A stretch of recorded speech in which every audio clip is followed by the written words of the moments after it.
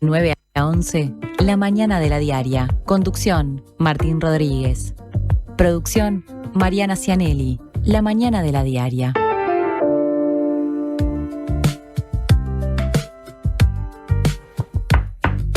Hemos llegado al viernes, bienvenidos, bienvenidas, buen día. Es un gusto abrir otro programa de La Mañana de la Diaria, mirando una ciudad que vuelve a presentarse gris, sin las lluvias un poco más intensas de las últimas horas, aunque con alguna gotita, más nitidez, menos niebla, y Mariana Cianelli en la otra punta de la mesa, como siempre. ¿Cómo andas, Mari? Muy buenos días, muy bien. Está bueno llegar un poco antes para escuchar el programa que está antes que el nuestro, porque siempre quedo sorprendida. Hoy llegamos a la segunda semana de estar al aire, así que estamos muy contentos. A mí ya me parece que estamos hace un montón. Segunda semana en estos estudios y saliendo al aire por la 97.9 FM de Montevideo, la 102.5 de Maldonado y la 90.9 de Colonia. Yo estoy mal para los números de WhatsApp, por eso no los digo, pero creo que ando bien para los números de las distintas radios que por aire, ahí está, nos transmiten, o sea que son la Diaria Radio, que además también se puede seguir viendo vía streaming, como sabemos que mucha gente lo hace. Así que con eso estoy bien, familiarizado, te diría. Sí,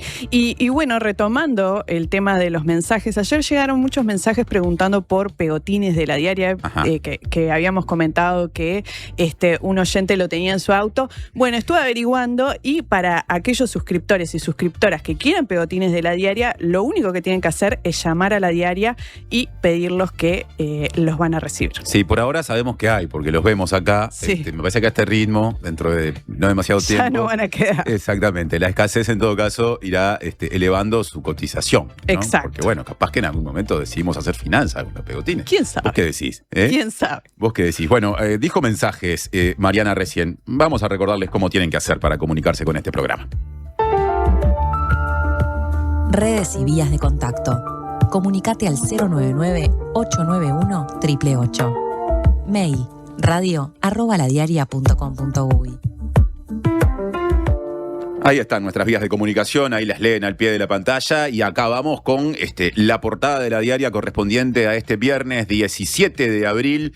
Otra vez una portada internacional bajo el título Trump anunció una tregua de 10 días entre Israel y Hezbollah en Líbano. Después agrega la bajada. El cese del fuego era reclamado por Irán, cercano a la milicia chiita, por el gobierno libanés también y por Estados Unidos. Netanyahu, en cambio, lo aceptó porque lo pedía, según dijo, el mejor amigo de Israel. Y esto no lo dijo ni por la milicia chiita ni por el gobierno libanés, lo dijo por Donald Trump. Exacto. El primer ministro israelí, Benjamín Netanyahu, aceptó esta tregua sin someterla a votación de su gabinete de seguridad. Esto fue dado a conocer por The Times of Israel. En una llamada telefónica urgente se comunicó como un hecho consumado a quienes integran este equipo que había aceptado esta tregua. El equipo manifestó sorpresa y molestia al enterarse por la prensa previamente de esta decisión. Es una tregua entonces por determinada cantidad de días que viene con la siguiente salvedad, porque Netanyahu publicó un mensaje grabado en el que afirmó que el ejército de Israel mantendrá ocupada una zona de seguridad de hasta 10 kilómetros de profundidad en el sur del Líbano durante esta tregua. Todo esto se desarrolla en paralelo con lo que se discute en torno a Irán y viene a ponerle a uno de los frentes abiertos una momentánea paz, digamos, que veremos si es duradera o no. La verdad es que lo que está pasando ahí en Líbano no es la primera vez que ocurre. Hace mucho tiempo que Israel interviene en ese territorio, bombardeando, atacando, con el pretexto de la presencia de Hezbollah, justamente en esa zona del territorio del Líbano. Eso también explica justamente cuál es el grado de involucramiento de las autoridades del Líbano, que en realidad tiene ese componente que le da complejidad a la cuestión, en el sentido de que, sí, claro, responden por Líbano, porque finalmente se bombardea ese territorio, se destruyen infraestructuras, se mata gente allí, pero al mismo tiempo está vinculado no a una, ¿cómo decirlo?, enfrentamiento directo de Israel con el ejército del Líbano, sino con una milicia que tiene sede en Líbano, que se mueve en ese territorio. Por ahora es muy reciente lo que pasó, empezó a correr a medianoche este plazo, y una de las preguntas que siempre se plantean cuando abordamos estos temas tan frecuentes en los últimos tiempos es si lo que a priori se dice en términos de plazos, de cumplimiento de condiciones, se va efectivamente a cumplir. Sí, totalmente. Y bueno, pasando a temas más nacionales, una información que fue dada a conocer por el semanario Búsqueda, el informe de la Unidad Temática de Economía del Frente Amplio plantea una revisión integral de los impuestos y eso va a ser parte de la discusión del proyecto de ley de rendición de cuentas. Sí, ya empiezan a instalarse discusiones que me parece que van a tener mucha centralidad en las próximas semanas. El documento mencionado recién, que surge, como decíamos, de la Unidad Temática de Economía del Frente Amplio, identifica un conjunto de posibles modificaciones en distintos impuestos y a modo de diagnóstico señala que a pesar de la incorporación del impuesto a la renta de las personas físicas, el IRPF, y del impuesto de asistencia a la seguridad social, el IAS, en el primer ciclo de gobierno frente amplista, en la estructura impositiva uruguaya persiste una brecha entre la progresividad normativa y la progresividad efectiva del sistema. Entre otros aspectos, el documento se refiere a la implementación de un IVA personalizado, algo que estaba en las bases programáticas del Frente Amplio, y establece que constituye una transformación a examinar determinadamente. Se sostiene que permitiría introducir progresividad en el principal componente de la recaudación fiscal. También hay referencias al IMESI, el impuesto específico interno, que también grava el consumo en determinados rubros, digamos, ¿no? Uno de los más notorios, algunos combustibles. Bueno, con respecto al IMESI, la unidad temática considera pertinente llevar a cabo una revisión integral y señala la posibilidad de reconsiderar la exoneración de ese impuesto a los autos eléctricos. Otro asunto. Según un censo, 85% de las y los jóvenes privados de libertad, o sea, el INISA, el Instituto Nacional de Inclusión Social Adolescente, no terminó el ciclo básico. 85%, casi 9 de cada 10. Sí, el INISA presentó este jueves el censo de 2025 que fue realizado por UNICEF y equipos consultores y, entre otros datos, arrojó que el promedio de edad de las y los adolescentes es de 17 años, 33% tiene 18 años o más. En términos de género, la mayoría, casi la totalidad, son varones, 98%, lo que quiere decir que la muestra obtenida se compone de 252 varones y 6 mujeres adolescentes. Habló Jaime Saavedra, el presidente del INISA, y destacó en una rueda de prensa un dato que calificó como aterrador. 85% justamente de las y los jóvenes privados de libertad no terminaron el ciclo básico, dijo, lo que decíamos en el titular. Y a propósito de eso, afirmó Saavedra, no hay ninguna chance de que en la era de la inteligencia artificial los chiquilines cuando egresen no tengan dificultades si no mejoraron su desempeño educativo. La encuesta, a su vez, también analiza con quiénes convivían antes de ingresar al centro de reclusión los adolescentes. La mayoría, un 62%, respondió que vivía con su madre, la mitad con hermanos o hermanas, un 48%, y una persona de cada 4 con su padre, un 23%. El 14% manifestó que vivía con su pareja y 10% en soledad. Además, otro dato que surge del censo es que 8% de los adolescentes declaró tener al menos un hijo o hija. Con estos asuntos, o con este asunto, dejamos por ahora el repaso de noticias, que como siempre, promediando este programa, estará otra vez, porque naturalmente la edición de viernes de La Diaria tiene mucha información y el servicio informativo de La Diaria Radio irá actualizando esa información que parte de la redacción durante todo el día. La agenda del día, en términos de actividad política, tiene un par de hitos que mencionamos. Está previsto que a mediodía haya en el Ministerio de Relaciones Exteriores la presentación del Plan de Igualdad de Género para 2025-2030. Acoto mientras repaso esa información, que la subsecretaria Valeria Zuccasi, cuando fue entrevistada en este programa en el ciclo del año pasado, hizo particular foco en estos asuntos. Me imagino que en esta línea de trabajo al interior de Cancillería debe tener un rol destacado. Sí, otro tema que va a haber hoy a las 15 se va a realizar un conversatorio en el Parlamento sobre personas palestinas prisioneras organizado por Crisol. Sí, Crisol en los últimos días ha difundido esa actividad. Recordemos que Crisol es una organización de expresos y presas políticas de Uruguay, que en este caso, desde esa experiencia y en función de su posicionamiento con respecto a este tema, aborda el asunto de lo que está pasando con personas palestinas que están en condición de prisioneras en Israel. Sí. Con todo lo que eso supone en este contexto. ¿Con qué viene nuestra agenda? No ya la de actividades políticas que hemos repasado. Bueno, viene con una primera entrevista que será doble, ¿no? En un ratito vamos a poner un micrófono más acá al medio, una silla más, porque van a estar en esta mesa Leonardo García, presidente de la Cámara de Industrias del Uruguay, y Marcelo Abdala, el presidente del PIT-CNT, porque hace bien poco la Cámara de Industrias y la Central Sindical presentaron la iniciativa titulada País Industrial, Trabajadores y Empresas en Acción por el Desarrollo de Uruguay. Es una iniciativa conjunta que vincula en el caso del PIT-CNT al Instituto Cuesta Duarte y que cuenta además con financiamiento del Instituto Nacional de Empleo y Formación Profesional, INEFOP, que apunta a promover propuestas de políticas públicas para impulsar el desarrollo productivo del sector industrial y promover empleo de calidad. Nosotros hemos hecho unas cuantas entrevistas desde que empezamos el año pasado a hacer este programa con respecto a la realidad del sector industrial. Hay algunos datos que dan cuenta de muchísimos puestos de trabajo perdidos en los últimos 40 años, muchas veces en la agenda informativa está presente la cuestión de empresas que tienen dificultades, a veces con cierres, a veces con reducciones. Hay al mismo tiempo, esto lo agrego yo, todo un escenario desafiante en términos de acuerdos comerciales. Bueno, en particular de esta propuesta de la que hablamos, pero también con alguna ramificación estaremos hablando con quien representa a la Cámara de Industrias y la preside, y con quien preside al PIT-CNT.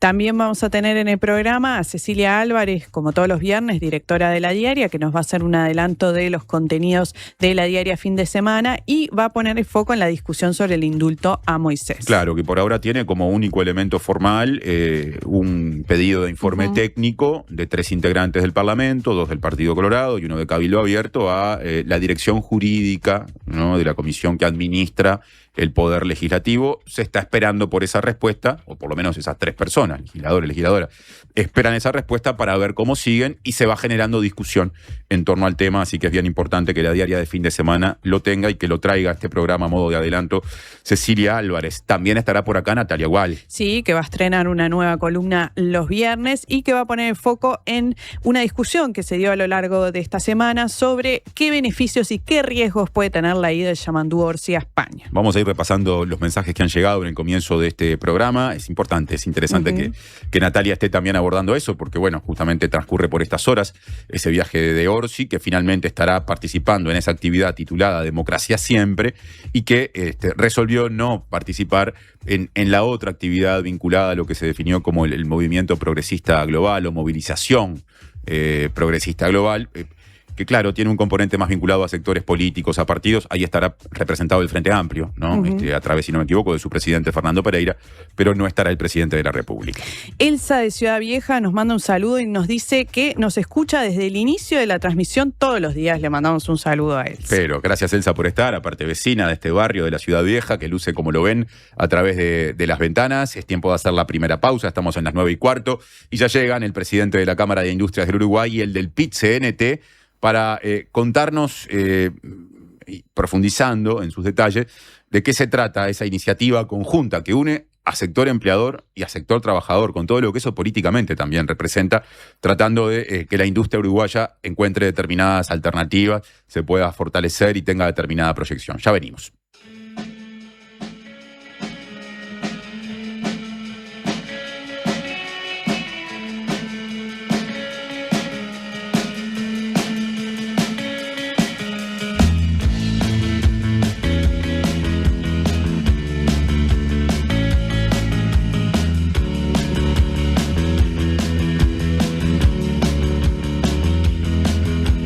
Somos profesionales, somos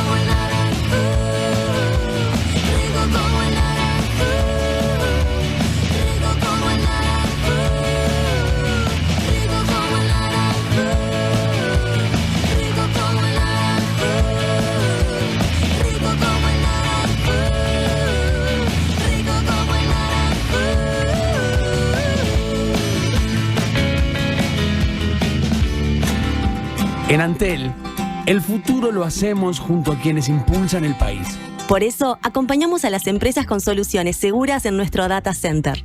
Y también junto a quienes cuidan el planeta. Por eso, trabajamos en la recolección de residuos electrónicos. Porque el futuro se hace juntos. Antel, el futuro lo creamos juntos. Homeopatía Olivencia, idóneos en elaboración de fórmulas homeopáticas y florales. Logra el bienestar físico y emocional de forma natural. Olivencia te escucha. Comunicate al 099-471074 o visita nuestra web olivencia.com.uy. Tenemos una buena noticia. Si tu cédula termina en 4, podés afiliarte a Médica Uruguaya a través de FONASA. Elegir Médica Uruguaya es optar por un sistema de salud que evoluciona con tecnología y un equipo médico de primer nivel comprometido con la salud de los uruguayos. La salud que avanza es uruguaya. Médica Uruguaya. Por más información, comunicate al 2487-4950. Redes y vías de contacto. Comunicate al 099-891-888. Mail radio@ladiaria.com.uy.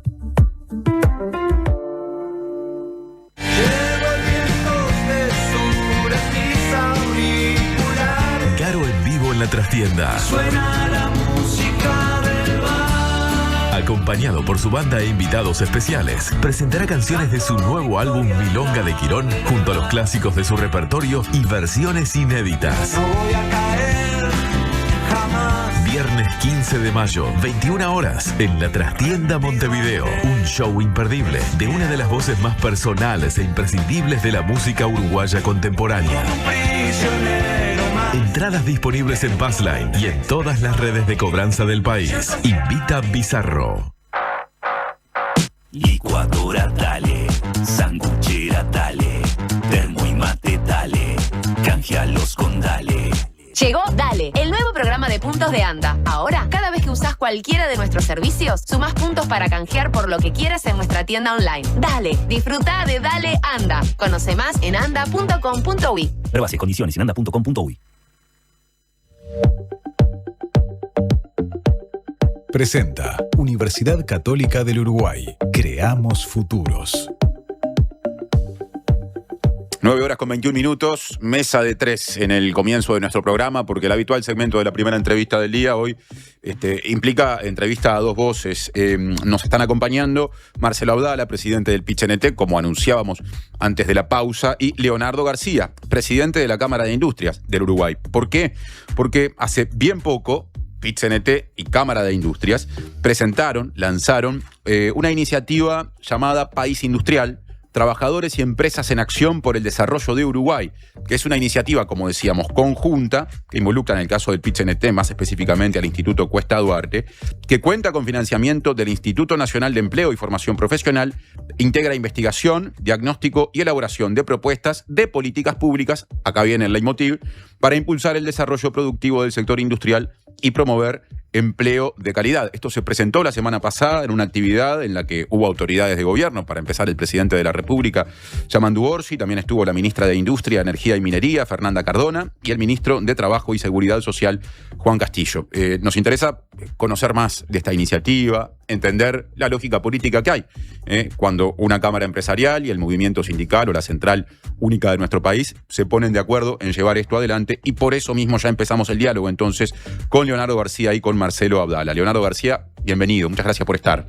Muchas gracias por la invitación y antes que nada, buenos días a todos y felicitarlos por el espacio. La verdad, estar acá es muy, muy agradable, muy linda vista, muy cómodo el lugar. Muchas gracias, Marcelo Abdala, bienvenido, buen día. Bueno, muchísimas gracias y lo mismo, felicitar a la diaria por el local y la hermosa vista que tienen de Montevideo. Esto de las entrevistas a dos voces, aunque disponemos de tiempo, requiere un reparto de la baraja, ¿no? Con cierta equidad, así que... Hay dos voces. Ahí está. Iré con el mazo repartiendo, pidiéndole síntesis, aunque también hay temas complejos técnicos que les van a permitir seguramente tomarse un poquito más de tiempo. Yo quiero empezar pensando hacia atrás o mirando hacia atrás en el siguiente sentido. ¿Hay antecedente en este país, hay antecedentes en Uruguay de una iniciativa impulsada por el sector trabajador, sindical y el sector empresarial con estas características? Te escucho. La verdad, yo, si existe, lo desconozco. En el pasado reciente no existe. No sé, ir más para atrás, quizás hay algún antecedente. Pero bueno, hace, no sé, yo diría hace un año, nos juntamos un día con Marcelo en una reunión de varios temas que teníamos. Era la primera reunión en conjunto que planificamos y empezamos a pensar a ver cómo buscamos puntos en común para empezar a trabajarlos en forma conjunta, ¿no? Y así surgió este proyecto. Marcelo, partiendo de lo que decía Leonardo recién, ¿qué importancia le da a lo que políticamente acordaron que llevar adelante esto?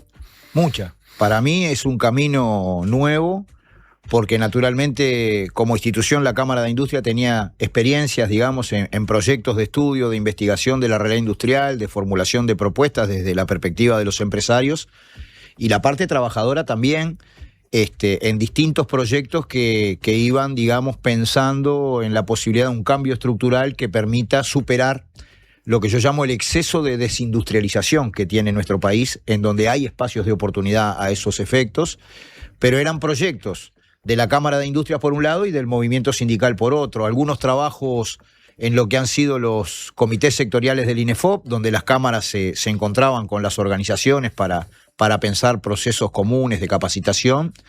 Pero de alguna manera esto es un cambio cualitativo porque organiza lo que yo llamo una intersección. Naturalmente que la Cámara de Industria tiene legítimamente sus intereses, sus visiones, sus aspiraciones, y el movimiento sindical también.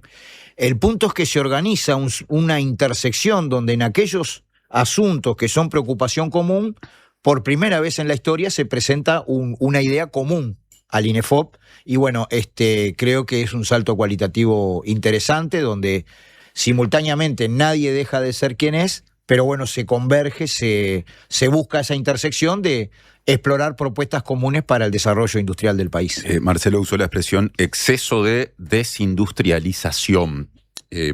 ¿Compartís esa visión? ¿Eso le está pasando al Uruguay? Bueno, si uno analiza la historia del Uruguay, va a ver que cada vez hay menos procesos productivos que antes se desarrollaban en el país y cada vez se producen, o lo que se exporta a nivel industrial tiene cada vez menos valor agregado. Y cuando analiza a nivel de datos, está totalmente validado que hace 15 años que la industria no crece. Entonces, creo que ahí hay mucho espacio para trabajar. Si es que realmente queremos tener una industria nacional, ¿no? Esa es una gran pregunta que hay que hacerse. Yo creo que sí. Yo creo que sin industria no hay desarrollo. Entonces, con esa idea y con esa visión hay que trabajar para cortar ese tipo de tendencias y empujar hacia que la industria vuelva a crecer. Algunos datos. Hubo un informe, o hay un informe publicado en octubre del año pasado, elaborado por la consultora Exante, titulado La industria manufacturera en Uruguay, octubre 2025, que da cuenta de 167.000 personas ocupadas en el sector manufacturero y industrial, lo que lo ubica como tercer rubro. Casi la mitad de las personas que trabajan en el comercio y entre un tercio y un cuarto, la cuarta parte de las personas que trabajan en los servicios. Y mirando hacia abajo en esa tabla de posiciones por sectores, supera por 30.000 puestos a el sector primario, que está cuarto, y por poco más de eso a la construcción, que está quinta. A su vez, sumando números, otro informe de la Dirección de Estudios Económicos de la Cámara de Industrias del Uruguay de este año 2026 habla de 250.000 puestos de trabajo, pero aquí se suman los directos y los indirectos. Ese es el estado de situación. Más o menos esos números se puede decir que se complementan bien. Efectivamente, lo que dice Exante y lo que dice la Cámara de Industrias caracteriza el momento actual. Sí, es tal cual, los números coinciden. Al día de hoy podemos hablar de 160.000 puestos directos y el resto son puestos indirectos, ¿no? Bien. Pero esos números son los que uno puede ver en la actualidad. Agrego, Marcelo, una capa contigo. Hay un problema interesante que también siempre Leonardo lo plantea, que es el problema de la clasificación de las actividades. En virtud de los cambios en la organización de la producción, muchas veces figuran como servicios un conjunto de actividades que son servicios industriales y que por lo menos en nuestra perspectiva configuran el núcleo duro, digamos, de la actividad industrial desde el punto de vista del empleo. Entonces ahí nosotros tenemos una visión en torno a cómo lo planteó la investigación de la Cámara de Industrias, que en realidad los puestos de trabajo se acercan mucho más a la segunda cifra cercana a los 250.000 que a la primera. Ajá. Porque allí hay cuestiones que tienen que ver muchas veces con el mantenimiento industrial, con servicios, digamos, de logística que hacen al corazón del aparato productivo industrial que, claro, en la clasificación se toman como servicios, pero en realidad hacen al núcleo duro de la industria. Aporto un dato más y te escucho. El año pasado entrevistamos a Danilo Dárdano, presidente del sindicato metalúrgico, digo bien, el sindicato al que vos has pertenecido históricamente y que has liderado, y a su vez de la Confederación de Sindicatos Industriales. Y bueno, él daba cuenta en un contexto de determinados conflictos y situaciones de cierre, la más importante que se dio a comienzos del año pasado, fines del 24, el cierre de Yasaki o su salida del país con más de 1.000 puestos de trabajo que se perdían. Decía, haciendo un gran resumen, Danilo Dárdano, que en los últimos 35 años se habían perdido cerca de, capaz que en los últimos 40 años, cerca de 300.000 puestos de trabajo directos e indirectos en el rubro industrial. ¿Ese es el número que ustedes manejan efectivamente como PIT-CNT? ¿Va por ahí la pérdida del sector? Lo que pasa es que en ese caso hay que contabilizar la generación de empleo nuevo. En términos absolutos es notorio que la industria nacional ha pasado por distintas conmociones. Recuerdo que nuestro Instituto Cuesta Duarte siempre manejaba una estadística, digamos, sobre la década de los 90, que en el año 90 la industria manufacturera era el 26% del Producto Bruto Interno y que sobre finales de la década del 90 había pasado a ser el 18% del Producto Bruto Interno y que en ese transcurso se habían perdido no menos de 70.000 puestos de trabajo en la industria. Lo que sucede es que han existido distintas olas de desindustrialización a lo largo del tiempo y el país, y esto es lo que quiere tentar resolver el proyecto desde el punto de vista propositivo, no ha dibujado, digamos, una estrategia consecuente que se aplique como políticas públicas, pero efectivamente en todas las áreas, digamos, de la aplicación de las políticas públicas, que permita, en primer lugar, detener la caída de la participación industrial en el PBI, sostener los niveles de empleo y a su vez crecer, que afecta a un conjunto de políticas, compras públicas, productos de políticas, digamos, de defensa de la industria nacional ante la inversión, particularmente la inversión extranjera directa, armado de proveedores nacionales, la línea, digamos, de la inserción internacional, pensando procesos de complementación productiva. Es decir, hay un conjunto de elementos de política que, de ser consecuentes, podrían significar elevar la situación de la industria en el país. Última pregunta antes de pasar al proyecto en sí mismo, ¿no? que motiva esta conversación. Recién Marcelo hablaba de distintas olas de desindustrialización que se dieron durante esos casi 40 años que motivaron la estadística que yo compartí, mencionada por Dárdano. Como presidente de la Cámara de Industrias, ¿qué hitos identificás como momentos en los que la industria nacional sufrió particularmente y lo pagó con pérdida de puestos de trabajo a lo largo de todo este tiempo? Yo me quedo con lo que está pasando actualmente, ¿no? Si yo tuviera que describir qué momento estamos viviendo, yo creo que a nivel mundial hay una carrera, una competencia por la mejora de la competitividad y eso es permanente.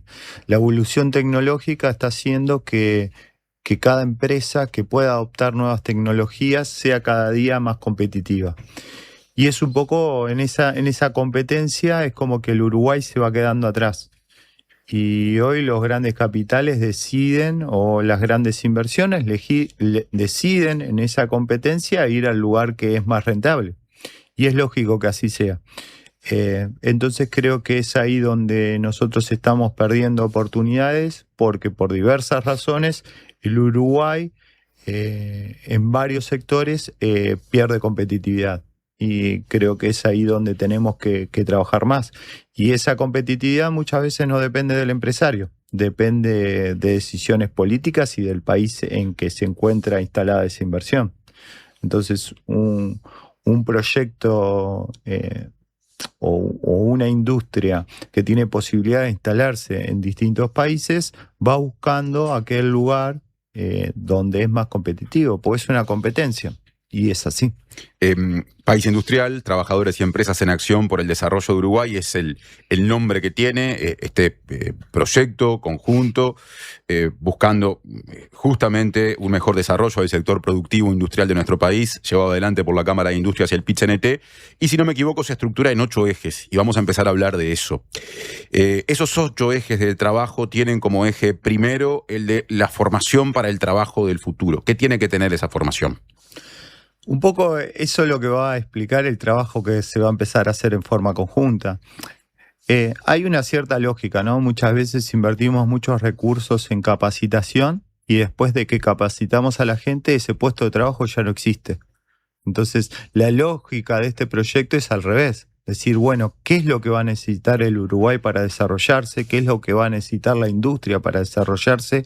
¿O qué es lo que está necesitando ahora y no consigue en el mercado laboral para luego poder capacitar en esa línea? Si no, estamos gastando recursos en forma irracional. Gastamos recursos en preparar gente, la gente gasta tiempo, se prepara y después no hay una salida laboral para eso. Y esto lo mencionó muy bien el presidente de INEFOP el día que hicimos la presentación, que por eso a él le importa mucho este proyecto, porque en base al resultado, por ejemplo, de este punto, el INEFOP se puede preparar para capacitar lo que la industria necesita. El insumo, porque esto es clave para empezar a bajar a tierra todo esto, lo que se produzca en este proyecto en términos de tiempo, ¿cuándo estará para que INEFOP o distintos actores lo puedan evaluar y eventualmente tener en cuenta? Bueno, el proyecto tiene una duración de 2 años, pero eso no significa que los productos, los acuerdos, los resultados de las investigaciones en conjunto que se van a desarrollar no puedan ser presentados antes, porque inclusive hay cierta interacción, además, entre este proyecto, que es específicamente una decisión del PIT-CNT y de la Cámara de Industria, y del PIT-CNT, con algunos ámbitos de conversación, como el ámbito que anima el Ministerio de Industria, donde estamos, en este caso, los mismos actores pensando en la cuestión del diseño de una política industrial para el siglo XXI. Eso es el Consejo de Industria y los núcleos productivos, ¿no? Es una política pública en ese caso. Exactamente, pero en este caso yo creo que a medida que se vayan logrando informes de avance y procesos de avance, yo creo que de inmediato van a ser puestos en conocimiento de la sociedad y obviamente del Poder Ejecutivo, ¿no? Y volviendo al eje 1 de los 8 que tiene el proyecto conjunto del PIT-CNT y la Cámara de Industrias, el de la formación. ¿Algo para agregar a lo que decía recién Leonardo? Que concuerdo lo que él planteaba, concuerdo también con la intervención que hizo Miguel Venturiello en la presentación del proyecto, el presidente del INEFOP. Pero le agrego lo siguiente, hay un aspecto que no puede ser dilucidado solamente por los actores, digamos, del mundo industrial, del mundo productivo. Hay una serie de ejes estratégicos que los tiene que marcar el país. Y eso tiene que ver justamente con este ámbito que tú mencionabas, y seguramente tiene que ver con otro espacio en donde seguramente también vamos a tener una alta participación, y que ya está claro se va a estar instalando el día miércoles 22 a las 12:30 del mediodía. Es un diálogo tripartito a su vez, pero también con participación de la academia hacia una estrategia de desarrollo nacional. Porque en definitiva tú no podés formar a ciegas. Tiene que haber un perfil estratégico que establezca las prioridades, digamos, de en qué debe, por un lado, educarse la gente, que es un aspecto, y esto involucra el mundo del trabajo con el sistema educativo, pero por otro lado, cuáles son los criterios de la formación profesional, digamos, que vamos a priorizar. Hay una cosa que es clara, es absolutamente trascendente mejorar nuestra dotación de capacidades básicas, digamos, porque también está, cuando nosotros nos referimos a las cuestiones de la distribución de la riqueza, también nos referimos a los problemas de la distribución del conocimiento. Si los chiquilines tienen hambre en sus primeros momentos de su vida, luego no van a poder adquirir, digamos, la versatilidad como para insertarse en este mundo. Y a su vez, yo creo que en eso hay un componente que va a ser central en el mundo del trabajo, más que una capacitación específica, por eso digo de las capacidades básicas del quehacer educativo, y que es que seguramente vamos a una generación de trabajadores que se va a ver impelido por la situación a aprender de manera sistemática. Porque en realidad este universo de la revolución tecnológica sabemos cómo está empezando, pero nadie a ciencia cierta sabe cómo va a terminar, ¿no? Leonardo, el segundo eje enfoca o integra la cuestión regional, ¿no? Diálogo de referentes industriales para una agenda regional es el título, y se habla de la instalación de un foro de referentes industriales integrado por representantes sindicales y empresariales, con sesiones periódicas y agenda temática estructurada en torno a los desafíos del desarrollo industrial del país. ¿Cómo es esto de esos referentes, pero también pensando en clave de región? Bien. Esto es un diálogo social, todo el proyecto en sí. Y no es diálogo si no existe un ámbito donde referentes del sector trabajador y del sector empresarial puedan tener una mesa de trabajo donde ahí, con un objetivo común, empiecen a volcar ideas por dónde caminar. Yo creo que eso apunta a eso, a fomentar el diálogo, a que haya interacción, a que haya ideas comunes, a que se busque mirar cómo el sector industrial nacional encaja dentro de una región. Estamos en un mundo cada vez más globalizado, donde nos importa lo que pasa ahora no solo en el Mercosur, sino lo que está pasando en Europa.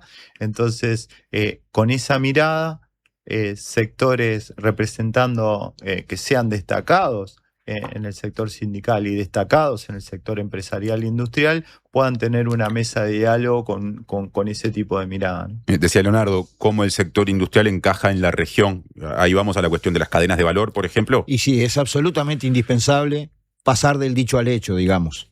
Porque obviamente que han habido muchas declaraciones, muchas, podríamos decir, posiciones comunes en el ambiente de la región y del Mercosur, pero puede y debe rendir más, ¿no? Es decir, en este mundo tan tumultuoso, una región que quede estancada y en retroceso como unión aduanera incompleta, pero que no tenga un conjunto de políticas productivas que cambie su base productiva, bueno, está condenada a tener problemas. Ahí aludís al Mercosur, digamos, sí, ¿no? Sí, sin duda. Yo recuerdo que antes tenían otro protagonismo los ámbitos sociolaborales, dentro de, en particular, nuestro espacio central de participación en el marco sindical, que es la coordinadora de centrales sindicales del Cono Sur. Teníamos, digamos, una comisión de desarrollo productivo que tentaba líneas de complementación productiva.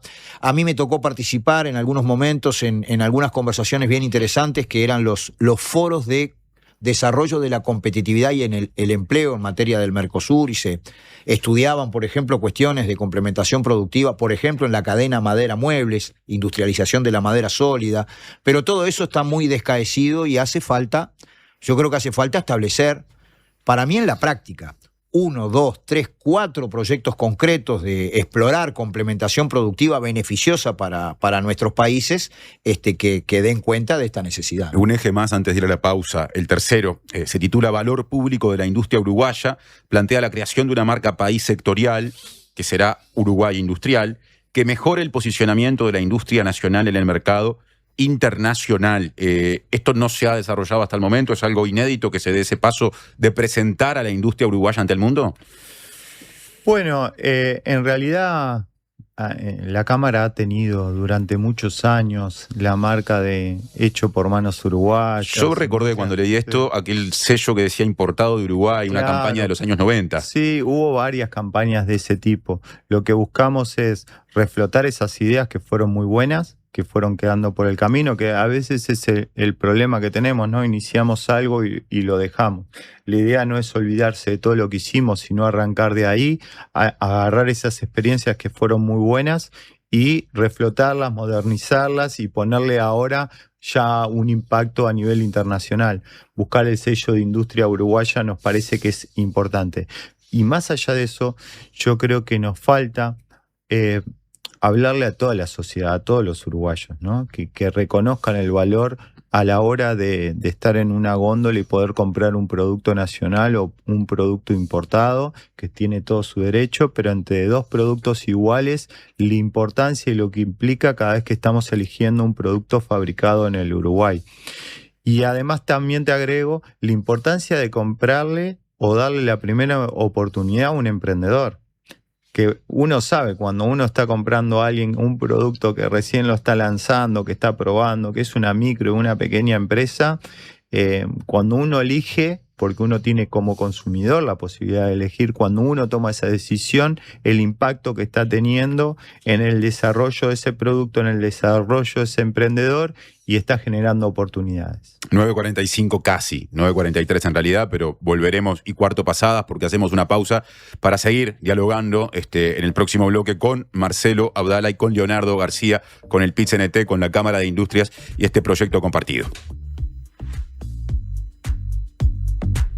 Presentó Universidad Católica del Uruguay. Creamos futuros. ¿Usted sabe por qué nos siguen eligiendo? Porque somos credibilidad, confianza, contención y compañía calificada. Porque además le brindamos a los socios más de 20 talleres multitemáticos en la Fundación SECOM destinados a promover la calidad de vida y muchos beneficios más. Porque estamos para usted las 24 horas, los 365 días del año. SECOM, primer servicio de compañía de Uruguay y del mundo. Homeopatía Olivencia. Idóneos en elaboración de fórmulas homeopáticas y florales. Logra el bienestar físico y emocional de forma natural. Olivencia te escucha. Comunicate al 099-471074 o visita nuestra web olivencia.com.uy. La Mojigata presenta a Los Inadaptados con Relaciones, junto a invitadas e invitados de gran porte, que ojalá se porten a la altura de las circunstancias. Quedan ustedes descubrir quiénes son los inadaptados, quiénes son las relaciones y cuál es la mojigata. Sala Adelarreta del Sodre, miércoles 22 de julio. Pórtense bien. Entradas en Ticantel, Montevideo Music Group. Nuestro periodismo hecho radio. 97.9. La Diaria Radio. Gracias por escucharme. Muchas gracias por explicarme. Gracias por toda la ayuda. Estas son palabras recientes de nuestros pacientes, pero los agradecidos somos nosotros, porque tu elección nos hace superarnos cada vez más y ser la mutualista con los mejores profesionales del país. En abril, si tu número de cédula termina en 4, venía un nuevo CASMU. Afiliate en nuestros locales, en la web o a través del 1444. CASMU, estamos para cuidarte. Consulte las condiciones. Cobertura total de asistencia médica. ¿Cómo es estudiar en la UPU?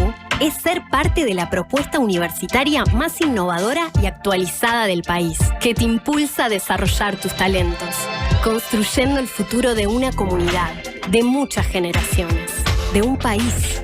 Esta es nuestra universidad, la UCU, el futuro que está en vos y en nosotros.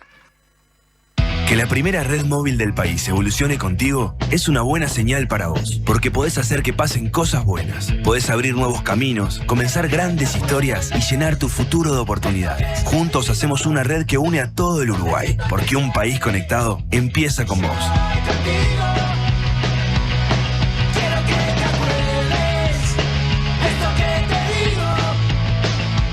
Red y cobertura donde vayas. Tigo, lo bueno pasa contigo.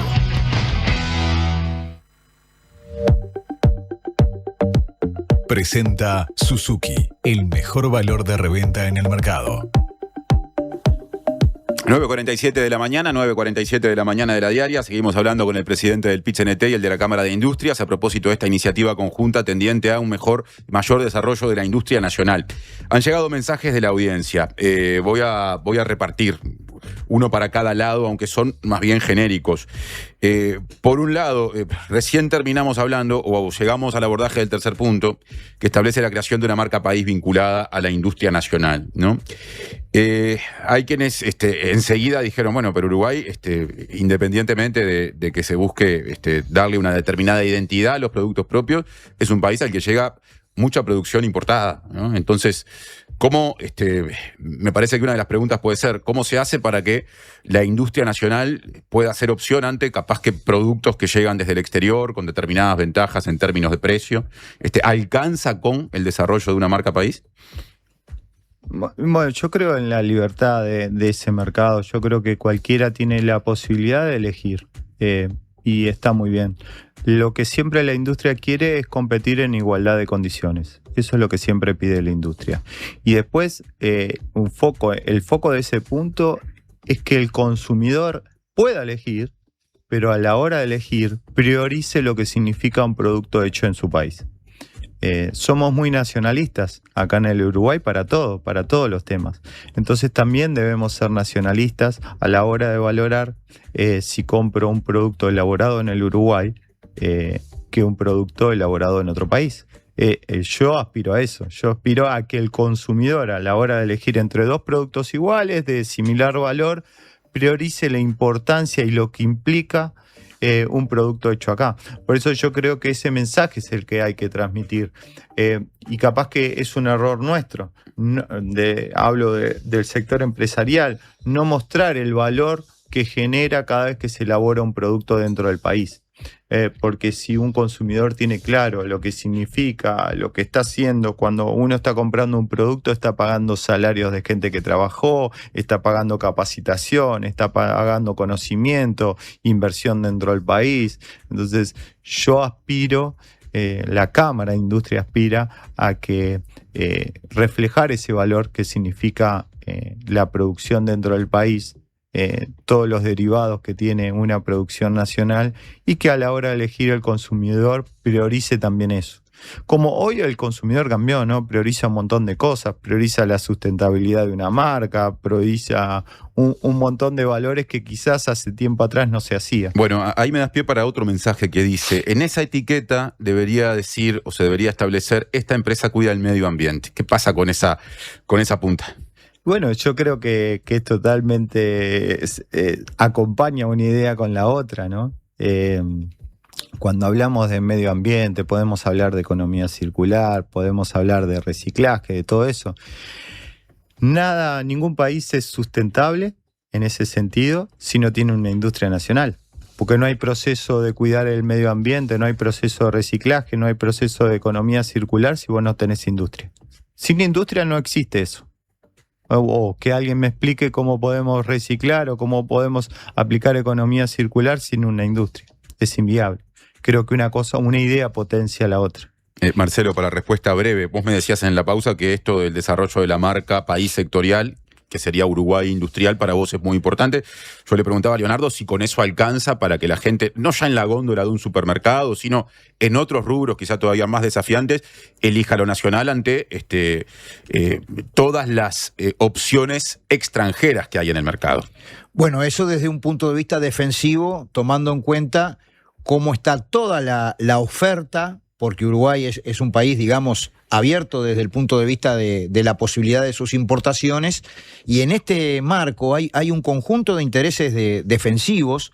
Leonardo decía, bueno, por lo menos si no hay un estímulo especial a la industria nacional, por lo menos que no hayan mecanismos de protección de la importación, que muchas veces sucede, digamos.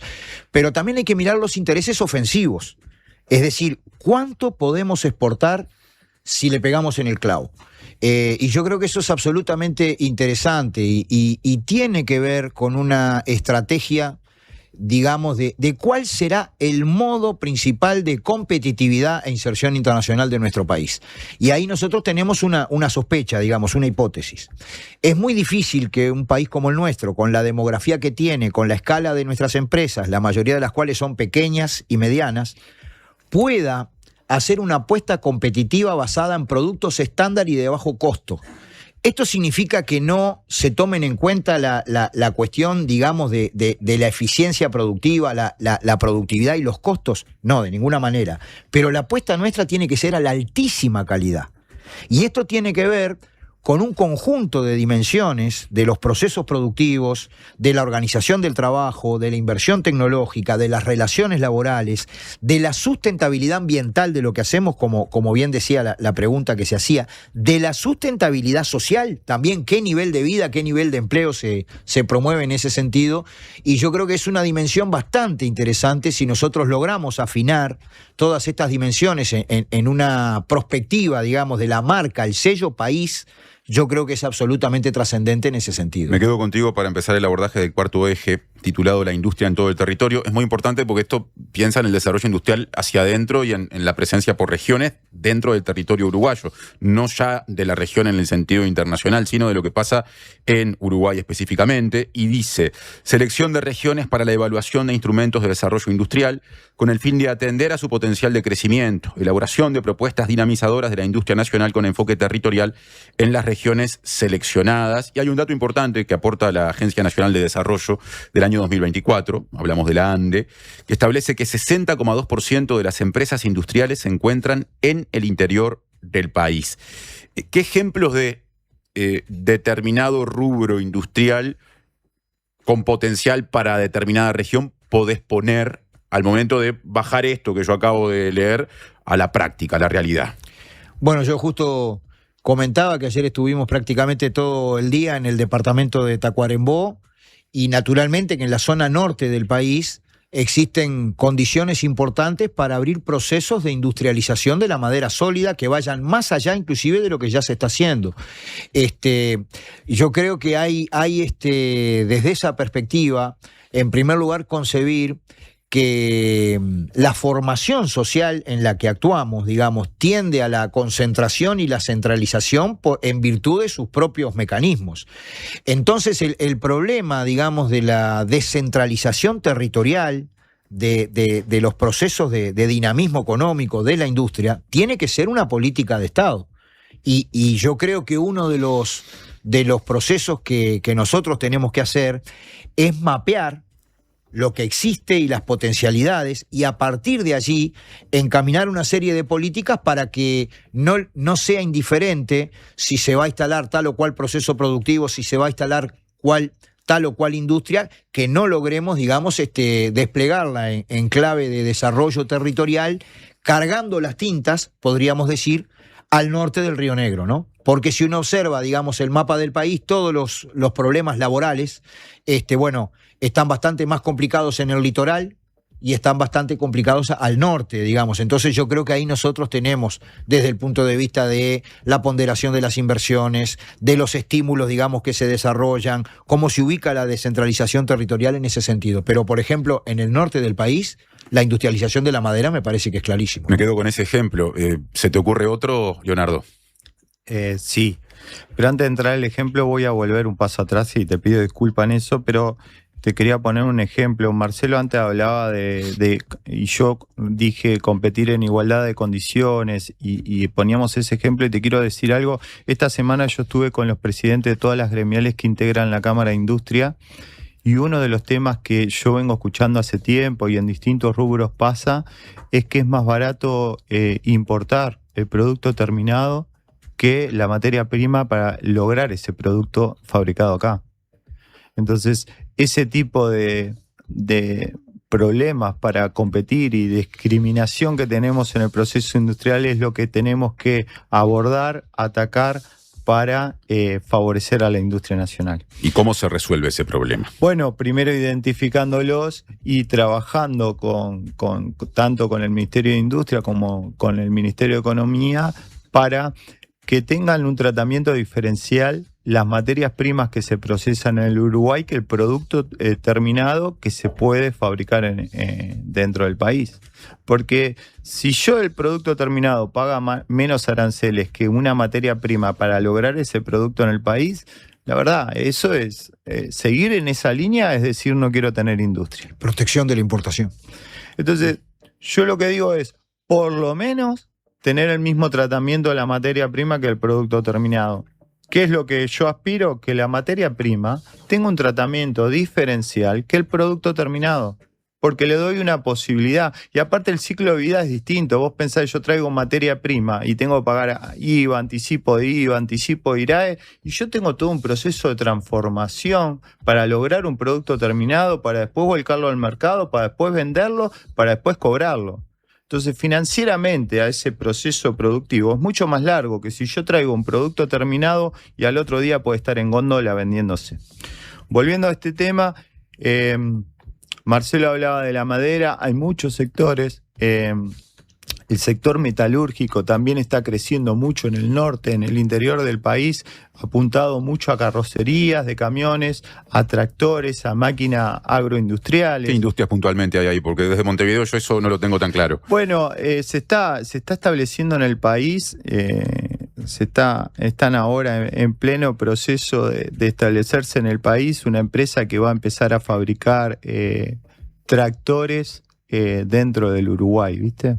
Y eso está en el norte del país, pero la Cámara que los agrupa, tanto de maquinaria agrícola como de carrocerías, es una Cámara que está bastante regionalizada y me cuentan proyectos que están en el país en lo que se refiere a maquinarias agrícolas. Y después tenés sectores lecheros claramente marcados. La idea de esto es que tengas un mapeo. Si yo tengo un mapeo de dónde están las industrias y cómo es el mapa del país, yo puedo abordar un montón de políticas de acuerdo a eso. Por ejemplo, podemos volver al primer punto, al punto de capacitación. ¿De qué me sirve capacitar en una región una tarea que no se está desarrollando? Y capaz que Marcelo ponía el ejemplo del sector madera. Y bueno, si tengo una región donde están abundando esos proyectos, donde se están asentando, creo que puedo aplicar cursos y capacitación más orientado a lo que se está desarrollando en esa región. Entonces me parece que la base de todo es primero conocer cómo está el tablero del país, cuáles son los sectores que están enfocados en cada parte del país y en cada rincón. Y además que se entienda que este es un proyecto territorial, con un alcance territorial, que estamos mirando todo el Uruguay, ¿no? Quiero cruzar el desarrollo de este proyecto, los conceptos que han ido compartiendo, abordamos algunos ejes, no llegamos a todos por un tema de tiempo, con un par de asuntos que van más allá de esto, pero que naturalmente le importan al desarrollo industrial, o son importantes para el desarrollo industrial y económico en general del país. Para empezar, Leonardo, arranco contigo. Hace bien poco, el presidente Orsi y el ministro de Economía y Finanzas, Gabriel Odone, anunciaron, esto fue en marzo, medidas para mejorar la competitividad, así se presentaron, y reducir algunos excesos burocráticos que, entre otras cosas, cambian la lógica de la intervención previa, por ejemplo, de la DGI en el caso de importaciones.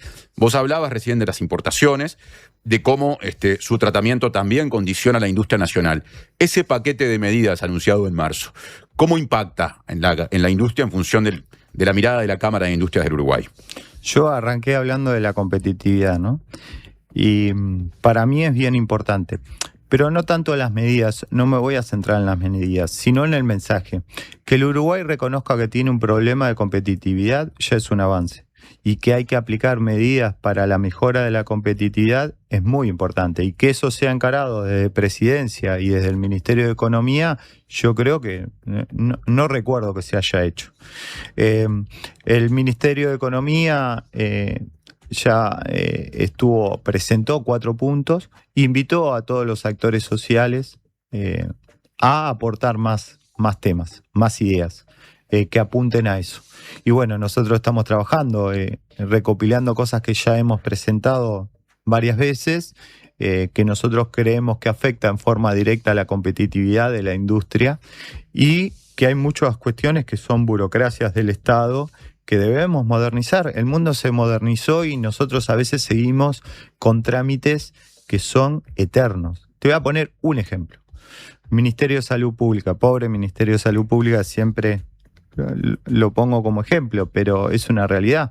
Cuando uno desarrolla un producto, vos pensás en un emprendedor. Está elaborando un producto, termina el producto, lo empieza a tratar de comercializar. Para registrarlo en el Ministerio de Salud Pública, ese trámite por producto le puede demorar entre 9 y 12 meses. Vos pensás en alguien que está con todo su esfuerzo, su inversión, sus ganas, su tiempo, desarrollando un producto y le dicen que entre 9 meses y 1 año recién va a tener la aprobación del Ministerio de Salud Pública para poder comercializarlo. Ya es viejo. Cuando ese trámite está aprobado es viejo. Y después hablemos del costo.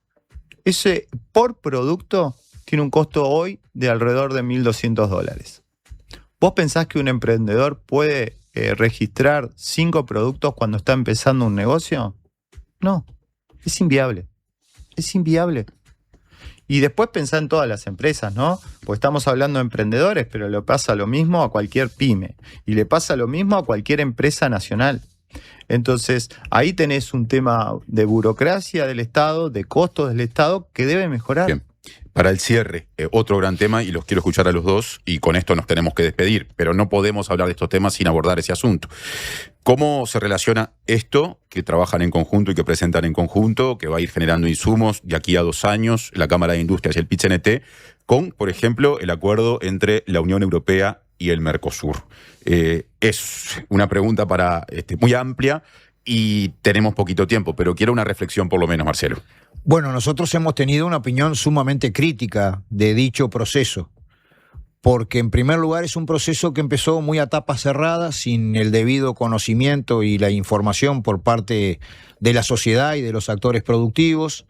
En segundo lugar, en Uruguay primero se aprobó y luego se conoció el primer estudio de impacto, digamos, del Banco Interamericano de Desarrollo, es decir, al revés, la carreta delante de los bueyes, desde la perspectiva que primero se adoptó la decisión y luego se analizaron los impactos.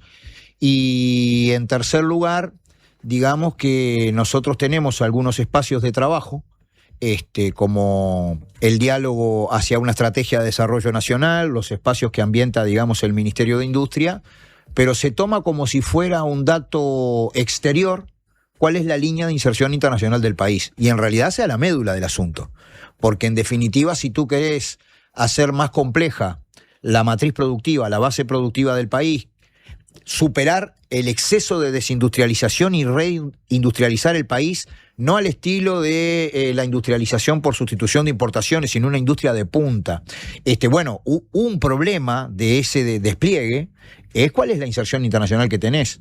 Y aquí nosotros no hemos participado, y bueno, partimos de la base que estamos en un mundo absolutamente tumultuoso, asimétrico, y si uno se pone a analizar algunos mecanismos, digamos, de reserva de defensas que están establecidos en el acuerdo, que no es de la Unión Europea con el Mercosur, sino de la Unión Europea con los países del Mercosur por separado, nosotros a espejo deberíamos tener para adelante los mismos cuidados, las mismas reservas y las mismas preocupaciones. Pongo solamente un ejemplo.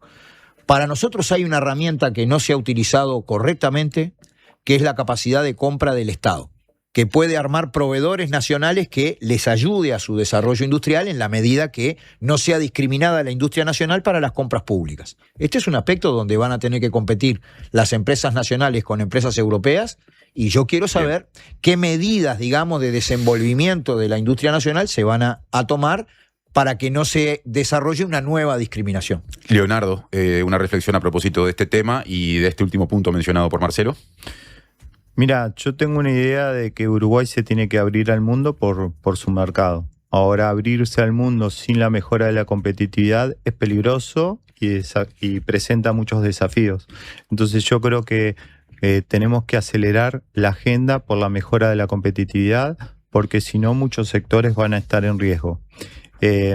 Nosotros estamos haciendo un trabajo muy serio, que estamos empezando ahora a contratar consultores internacionales. De hecho, vamos a hacer varias jornadas y analizando cada uno de los sectores, porque hay sectores que ven este acuerdo como una oportunidad, pero hay otros sectores que lo ven como una amenaza.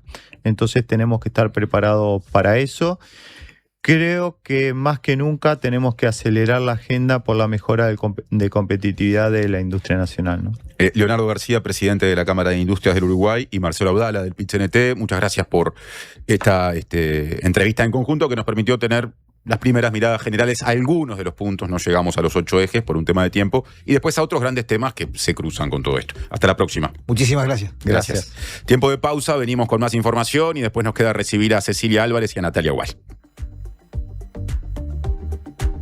Presentó Suzuki. Tu nuevo auto ya tiene un comprador. En Anda lo damos todo y los propietarios nos hacen todo tipo de preguntas. Para alquilar mi propiedad con Anda, ¿tengo que ser socia? No tiene por qué. ¿Pero puedo hacerme socia? Puede. ¿Y qué gano? Puede pedir adelantos de alquiler y cobrar varios meses juntos. Taca, taca. Soy propietario. ¿Qué me dan? Poder cobrar en fecha todos los meses. ¿Me sirve? ¿Un cafecito? Bueno.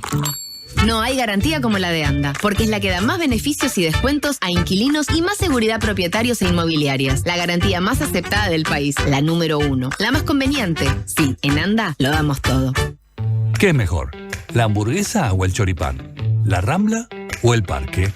Nosotros no sabemos. Lo que sí sabemos es que para cobrar tu sueldo, mejor en tu banco. Es mejor porque abrís tu cuenta 100% online y porque tenés la nueva tarjeta internacional Bro Recompensa Mastercard Débito. También es mejor porque tenés adelanto de sueldo sin intereses. Y es mejor porque tenés la seguridad y confianza de siempre en el banco de siempre. Abrí tu cuenta sueldo a través de eBrow. Te lo repito, tu sueldo mejor en tu banco. Banco República, nuestro banco país.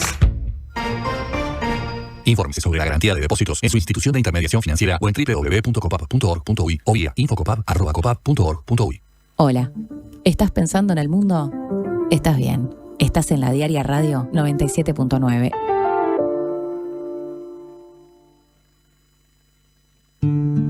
¿Sabías que en Uruguay hay más de 500 especies de aves? Podés encontrarlas todas en la Guía de Aves del Uruguay de Gabriel Rocha, un libro que incluye fotografías y códigos QR con videos y cantos de cada especie para conocerlas en profundidad. Pedí Aves del Uruguay en todas las librerías. Ediciones de la Banda Oriental, Territorio de Libros.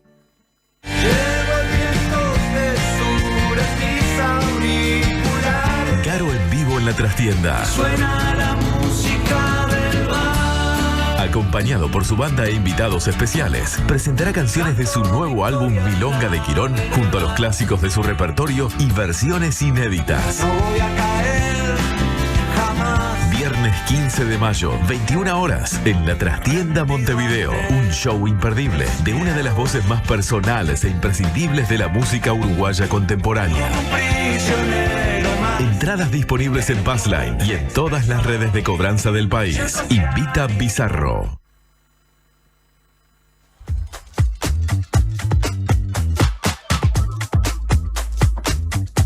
Diez y 10 de la mañana de la diaria, momento de actualización informativa. Uno de los contenidos de la diaria en esta jornada de viernes, 17 de abril, se titula: Un informe del Ministerio del Interior indica que no se brindaron las garantías necesarias en el caso de Jonathan Correa.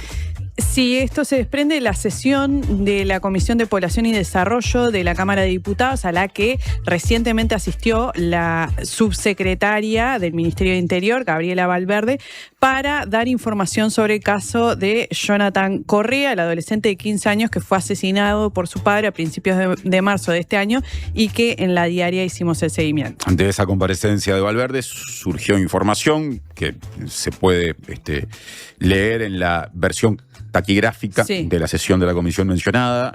Justamente parte de esa información fue publicada por El Observador y según se desprende de ese documento, Valverde afirmó que la primera denuncia de violencia sobre Jonathan Correa se había presentado en 2018, pero en ese momento fue investigada la hermana del padre de Jonathan. Recordemos que a Jonathan este año lo asesinó su padre. Bueno, en aquel momento se investigó a la hermana del padre, o sea, a su tía.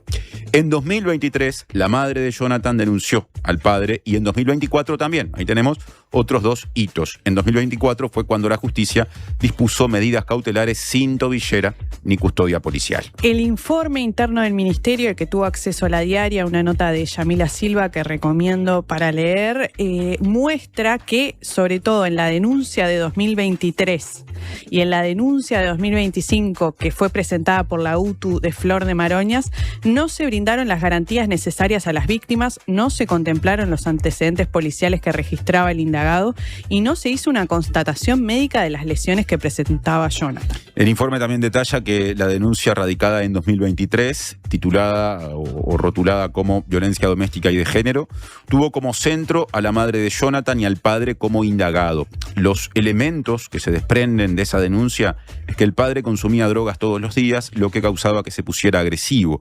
A su vez, Además de la violencia ejercida contra la madre, la denuncia también da cuenta de agresiones a Jonathan, quien en ese momento tenía 12 años. Sí, por este caso, digamos, fueron sumariados 5 oficiales por no haber dado las respuestas que correspondían. Bueno, son las 10:13. Estamos haciendo la mañana de la diaria. Vamos con un poquitito más de información.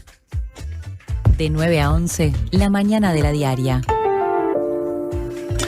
¿Qué dice Inumet con respecto al estado del tiempo y al pronóstico? O sea, cómo estamos en este momento y a cómo estaremos. En este momento, 20 grados con 8 décimas. La máxima va a ser de 22. Se espera que en la tarde-noche esté nuboso y cubierto y probables precipitaciones escasas. Un programa de viernes siempre amerita mirar un poquito más allá, porque nos importa mucho lo que pueda pasar el fin de semana, por lo menos a quienes descansamos el fin de semana. Y dice Inumet que mañana sábado va a disminuir la nubosidad. Claro, algo nuboso, neblinas todo el día. Y que el domingo habrá aumento de nubosidad, neblinas, cielo nuboso y cubierto, pero no se menciona para Montevideo y área metropolitana la posibilidad de que llueva. Bueno, bien. Se podría decir que bien. Fin de semana con lectura, en mi caso, en papel de la diaria de fin de semana, los adelantos de ese contenido periodístico, pausa mediante con Cecilia Álvarez.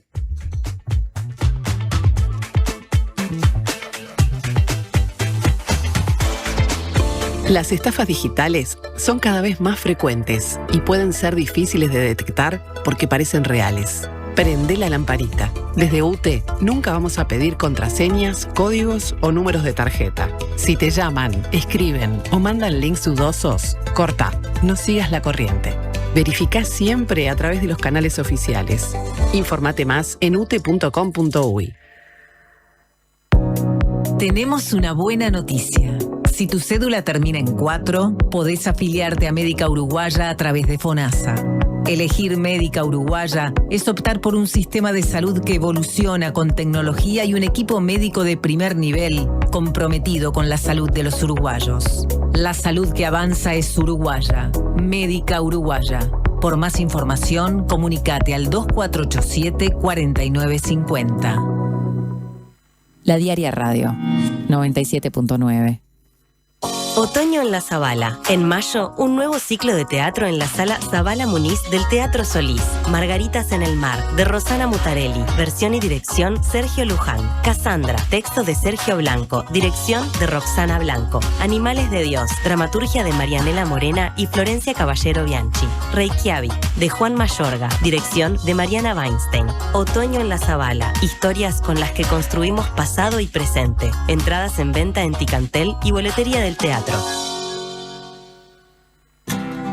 En Antel, el futuro lo hacemos junto a quienes impulsan el país. Por eso, acompañamos a las empresas con soluciones seguras en nuestro data center. Y también junto a quienes cuidan el planeta. Por eso, trabajamos en la recolección de residuos electrónicos. Porque el futuro se hace juntos. Antel, el futuro lo creamos juntos.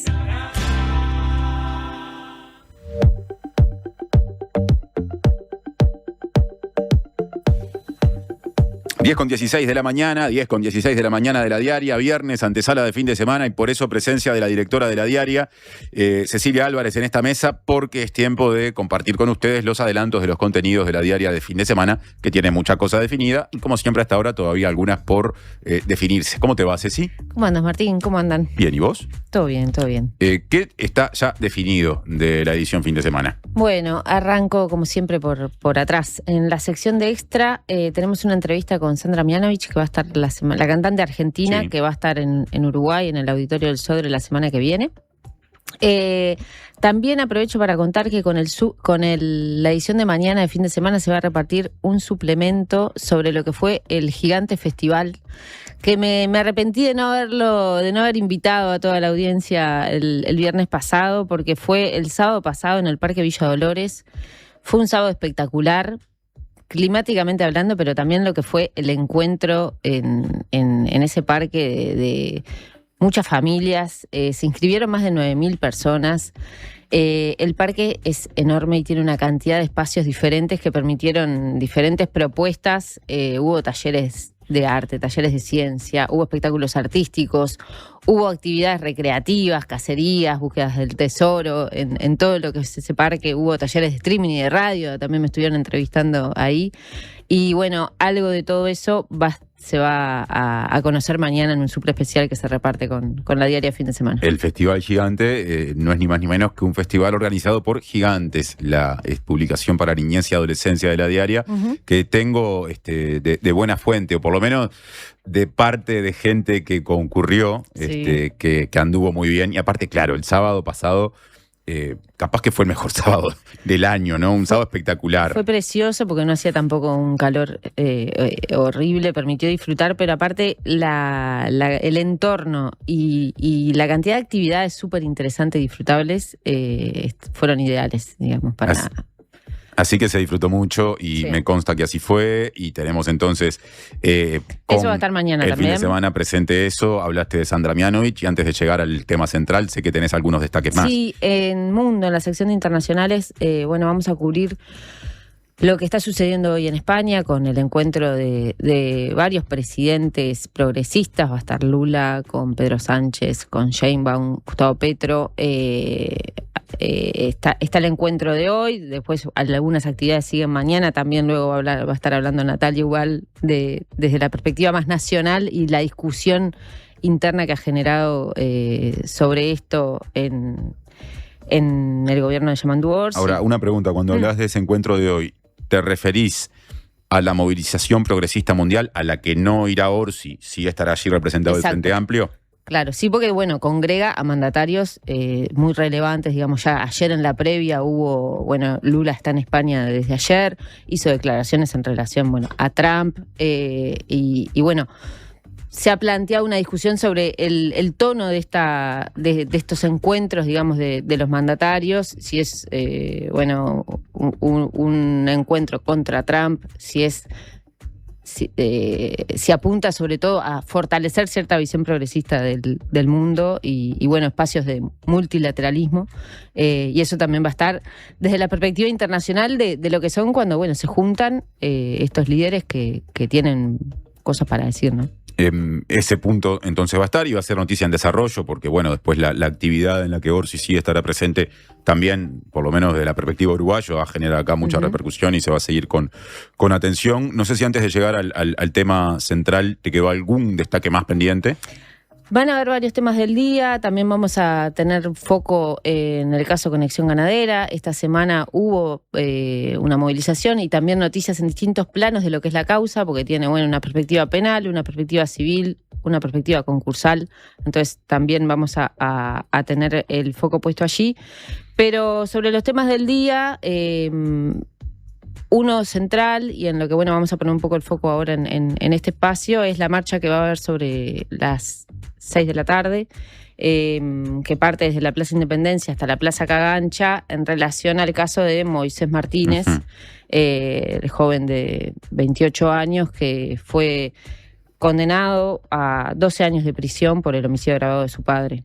Sí, y que se ha vuelto un tema político, ya estaba muy presente en la sociedad, trascendió, se escapó rápidamente de los ámbitos más propios de las discusiones judiciales ya hace muchos días, cuando esto tomó estado público, y se ha vuelto ahora político en el sentido más estricto, por lo menos a través del Parlamento, producto de que 3 integrantes del Parlamento, el senador colorado Andrés Ojeda, la diputada colorada Eliane Castro y el diputado cabildante Álvaro Perrone, elevaron una consulta, es eso por ahora, a la dirección jurídica de la comisión que preside el Poder Legislativo para, entre otras cosas, saber si están dadas las condiciones para un eventual trámite de un pedido de indulto parlamentario, que es la única vía de indulto que existe en el Uruguay. En otros países hay indultos que son presidenciales, no es el caso del Uruguay. Entonces, ahora la cuestión también está en el ámbito parlamentario y eso es parte de lo que la diaria va a tener en cuenta. Sí, la consulta esta se elevó al área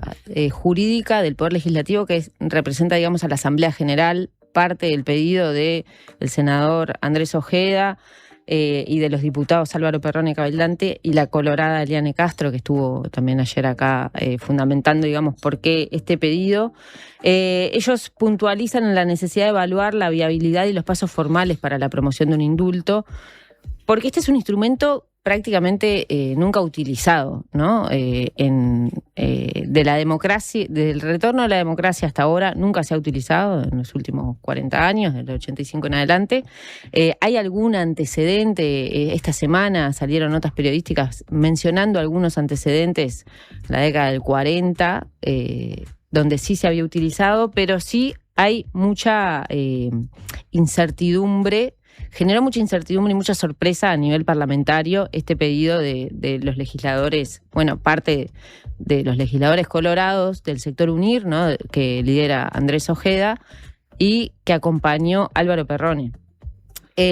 Simplemente como para aclarar algunas de las cosas que vos comentabas, Martín, el indulto está contemplado en el numeral 14 del artículo 85 de la Constitución de la República, que establece en términos generales las competencias de la Asamblea General, y allí establece que una de las competencias de las potestades de la Asamblea General es conceder indultos por 2/3 de los votos, entre 89 y 90 de los integrantes de la Asamblea General.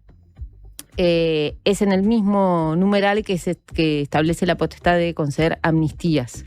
En casos extraordinarios plantea la Constitución de la República. Y como les comentaba, bueno, el planteo generó bastante sorpresa, agarró de sorpresa en general a legisladores de todos los partidos, incluso del propio Partido Colorado, que no se han manifestado, salvo en algún término muy, muy informal. No han habido encuentros formales para analizar esta situación. E incluso, bueno, lo que ayer conversaba con algunos legisladores causó sorpresa dentro de la interna del propio Partido Colorado. No hubo legisladores, por ejemplo, del sector de Vamos Uruguay, que se hayan manifestado al respecto. Y causa sorpresa por lo poco utilizado de este mecanismo, no es algo para nada frecuente como comentábamos recién, y también porque de alguna manera genera malestar en cómo se compromete a todo el cuerpo legislativo a asumir una función de la que no están acostumbrados, mucho menos especializados, ¿no? Y acá ya nos vamos metiendo en algunas de las cuestiones de debate o que generan discusión en este punto particular, porque de alguna manera se le pide a los legisladores que asuman una función jurisdiccional de jueces sobre un caso concreto, ¿no? Al plantear esta posibilidad. De las pocas repercusiones que han habido hasta el momento, nosotros en la diaria recogimos algunas.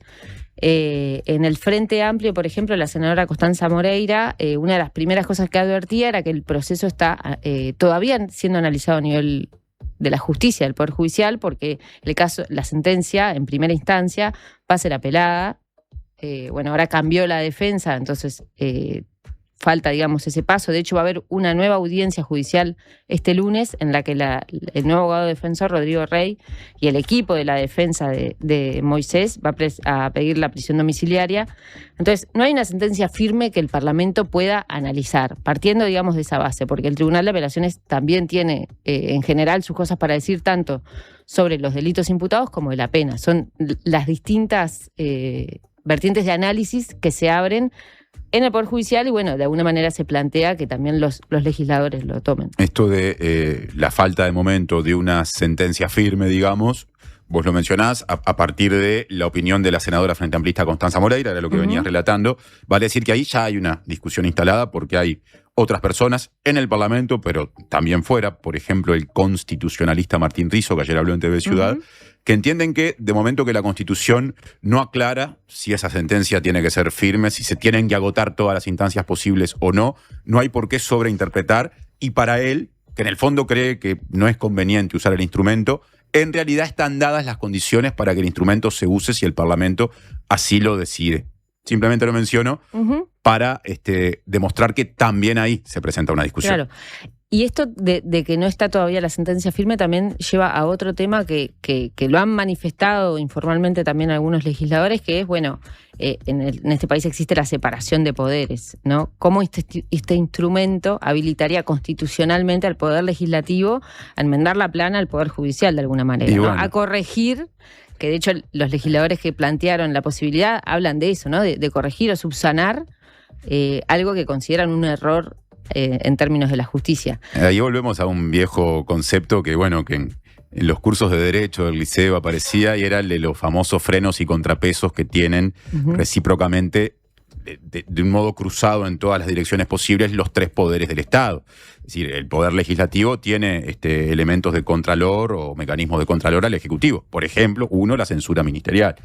El Ejecutivo tiene elementos de contralor sobre el Legislativo. Uno de ellos es, para eso tienen que darse determinadas condiciones que no fueron las del 73, la disolución de las cámaras. Eso puede llegar a pasar y se convoca en esos casos, o debería convocar a elecciones puramente parlamentarias. Bueno, la declaración de inconstitucionalidad de una ley es un elemento, una herramienta del Poder Judicial sobre el Legislativo. Y en este caso, una del Legislativo sobre el Judicial es esta herramienta del indulto, que es de uso poco frecuente, como vos decías al comienzo. Exactamente. Nadie niega que el mecanismo del indulto está en la Constitución, así que nadie puede decir que sea inconstitucional, y tiene que ver con esta cuestión de los pesos y contrapesos, pero ahí quizás también convenga revisar el contexto en el que la Constitución en todo caso lo plantea, o para qué, y recuperar para qué se puede plantear. Y ahí yo recomiendo mucho una columna que publicó ayer Marcelo Pereira en La Diaria, que ahí una de las cosas que apunta, que lo han hecho también otros constitucionalistas, es que tanto el indulto como la amnistía son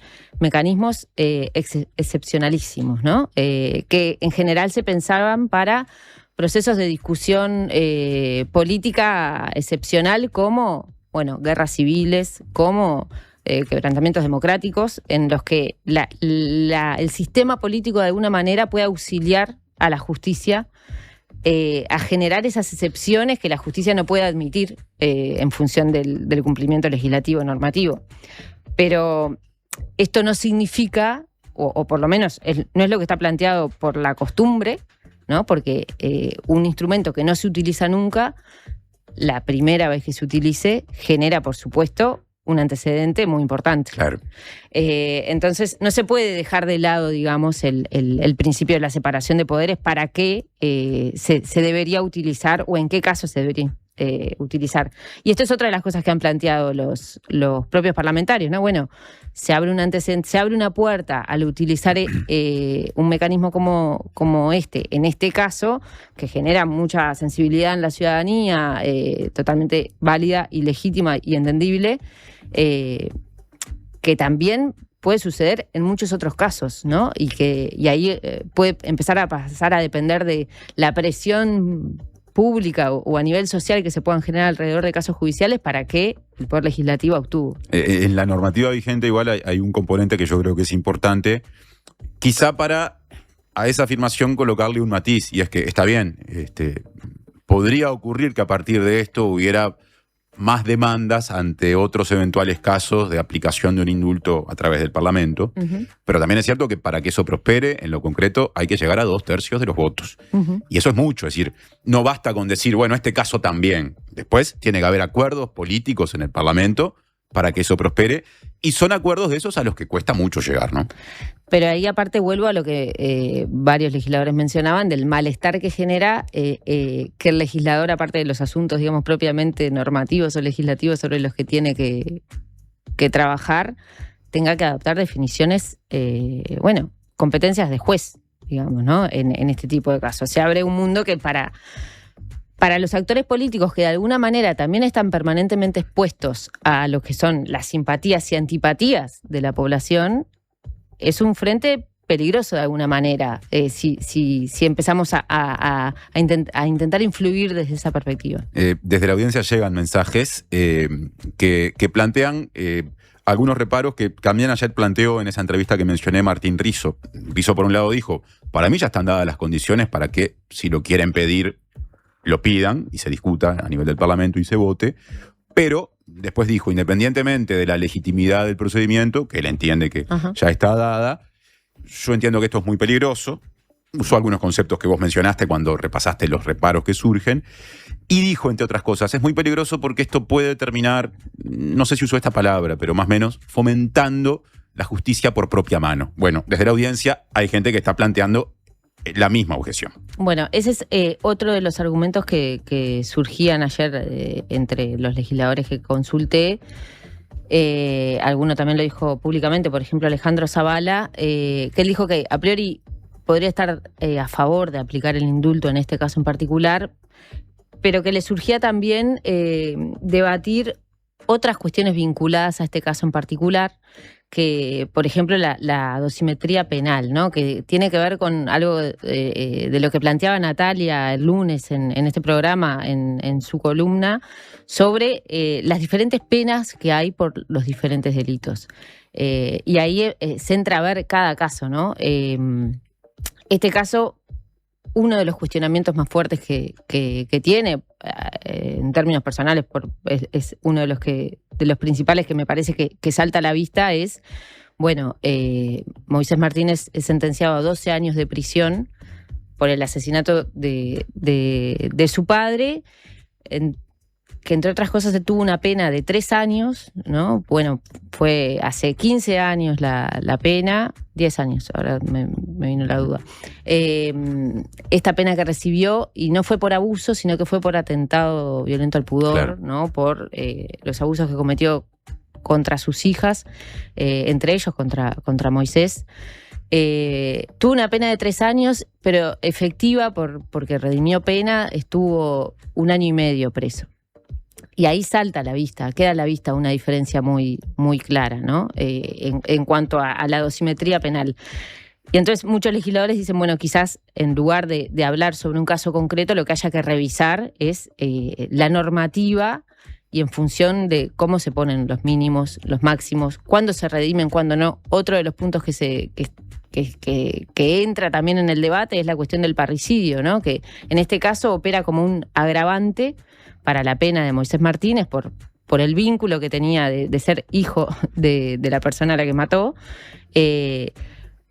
cuando quizás esa figura viene de una cuestión de, bueno, los modales, buenos usos y costumbres familiares, ¿no? De no atentar contra su padre, y en este caso, si bien, por supuesto, fue un homicidio, de alguna manera reacciona ante esa figura que no defendió, que al revés atentó contra él y contra sus hermanas. Y contra su madre también. Entonces, algo que en este caso opera como un agravante y genera que esa pena no sea mínima y que aumente, eventualmente algunos legisladores están hablando, quizás debería operar de otra manera en este caso, ¿no? Para aplicar la pena.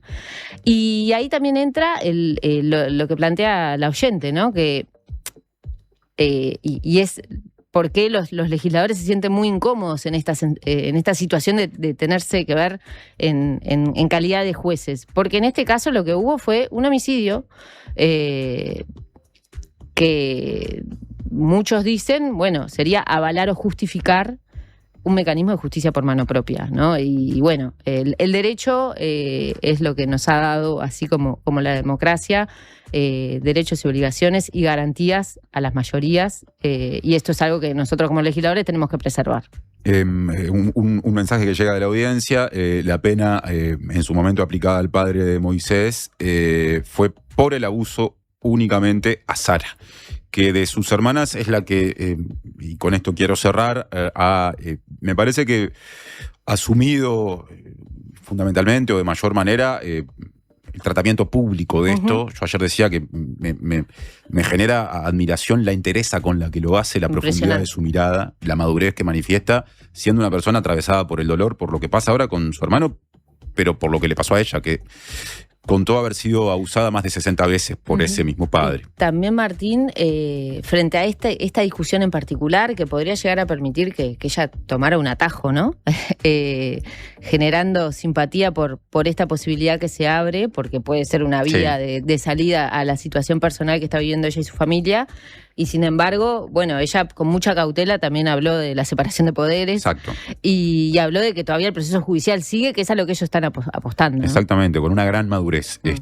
Todo esto en un contexto en el cual fue recibida por el presidente de la República, llamando Orsi, ¿no? Y ese es lo otro que ocurrió en esta semana y que atendieron también, al menos los legisladores del oficialismo.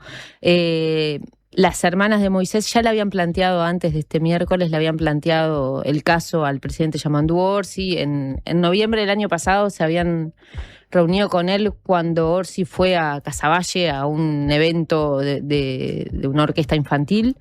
se acercaron y le plantearon su caso. Después, en otra oportunidad, se acercaron a Torre Ejecutiva y entregaron una carta para el presidente. Entonces, bueno, en esta semana, y como contó Sara también el miércoles, por intermedio de Andrea Tuana, se solicitó la reunión con el presidente, en la que el presidente, bueno, aclaró que en este país el indulto no es presidencial, como ocurre en muchos otros países, que son los presidentes los que pueden resolver en algunos casos, digamos, este perdón, sino que es parlamentario, que entonces que el Poder Ejecutivo no tiene para accionar en este caso puntual, pero sí, escuchar.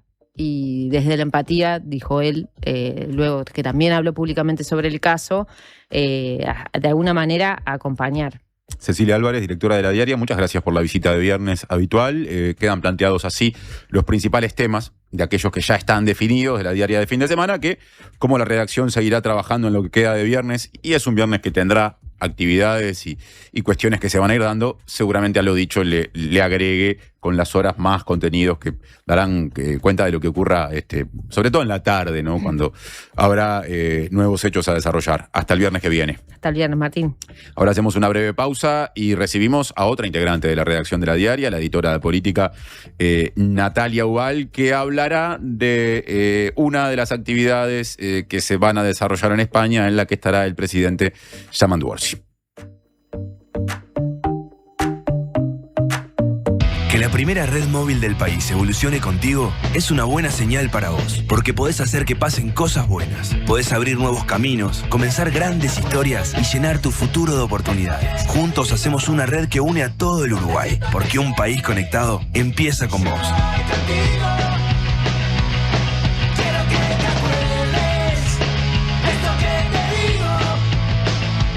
Red y cobertura donde vayas. Tigo, lo bueno pasa contigo. ¿Vas a pintar? Confía en Ciacolor. La marca de pinturas que más crece en Brasil y en Uruguay tiene el producto indicado para vos. La calidad que necesites al precio justo. Si vas a pintar, confía en Ciacolor. El Alemán al Auditorio del Sodre. Último disco de Gerardo Dorado, El Alemán. Yo, ¿quién sería? ¿Cuál es la pintura que te esconde? El Alemán. 3 de junio, Auditorio del Sodre. Entradas en Ticantel. Algo cambiará. Edita Montevideo Music Group. Hola, ¿estás pensando en el mundo? Estás bien. Estás en La Diaria Radio 97.9.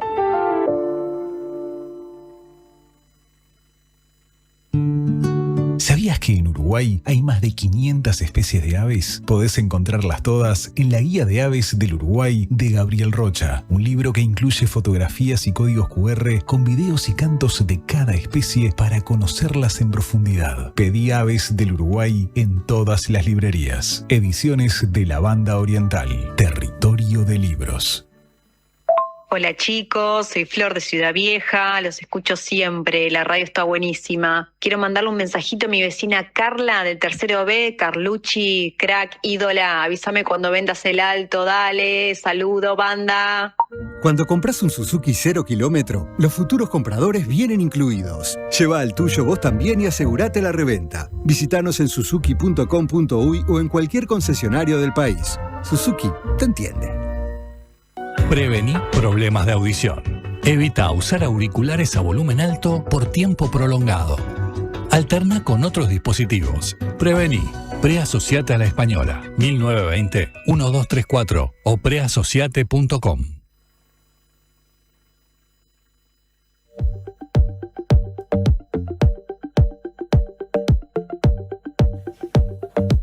...10:41 de la mañana de La Diaria, ya está por aquí Natalia Ubal, que a partir de esta semana empieza a venir 2 veces a nuestro programa, además de la habitual visita de los lunes, digo bien, le suma una los viernes. Y en esta ocasión, siguiendo la agenda del presidente Yamandu Orsi en España. ¿Cómo andás, Nati? ¿Cómo andás, Martín? Todo bien. Bueno, sí, porque tenemos una participación ahora del presidente Yamandu Orsi en una cumbre que fue muy debatida, ¿no? Y la participación es este sábado.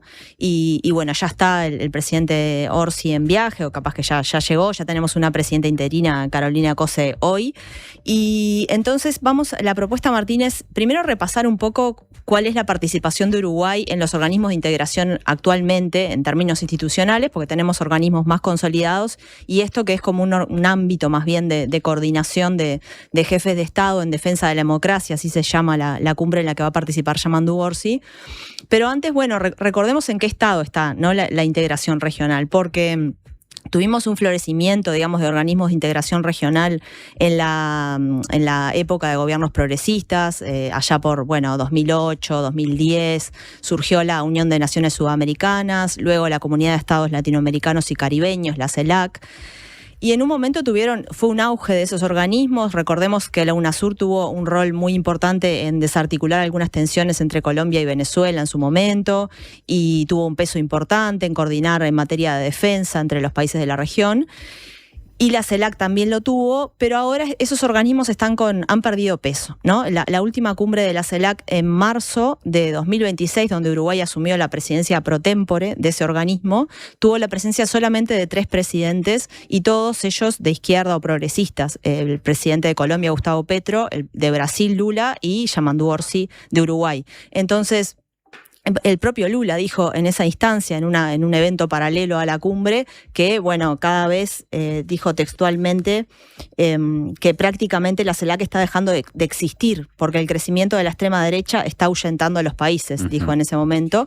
Y a su vez, gobiernos conservadores y de derecha han hecho intentos por consolidar organismos de integración regional. Recordemos en su momento el PROSUR y el llamado Grupo de Lima, que también ya no tienen peso y han dejado de funcionar.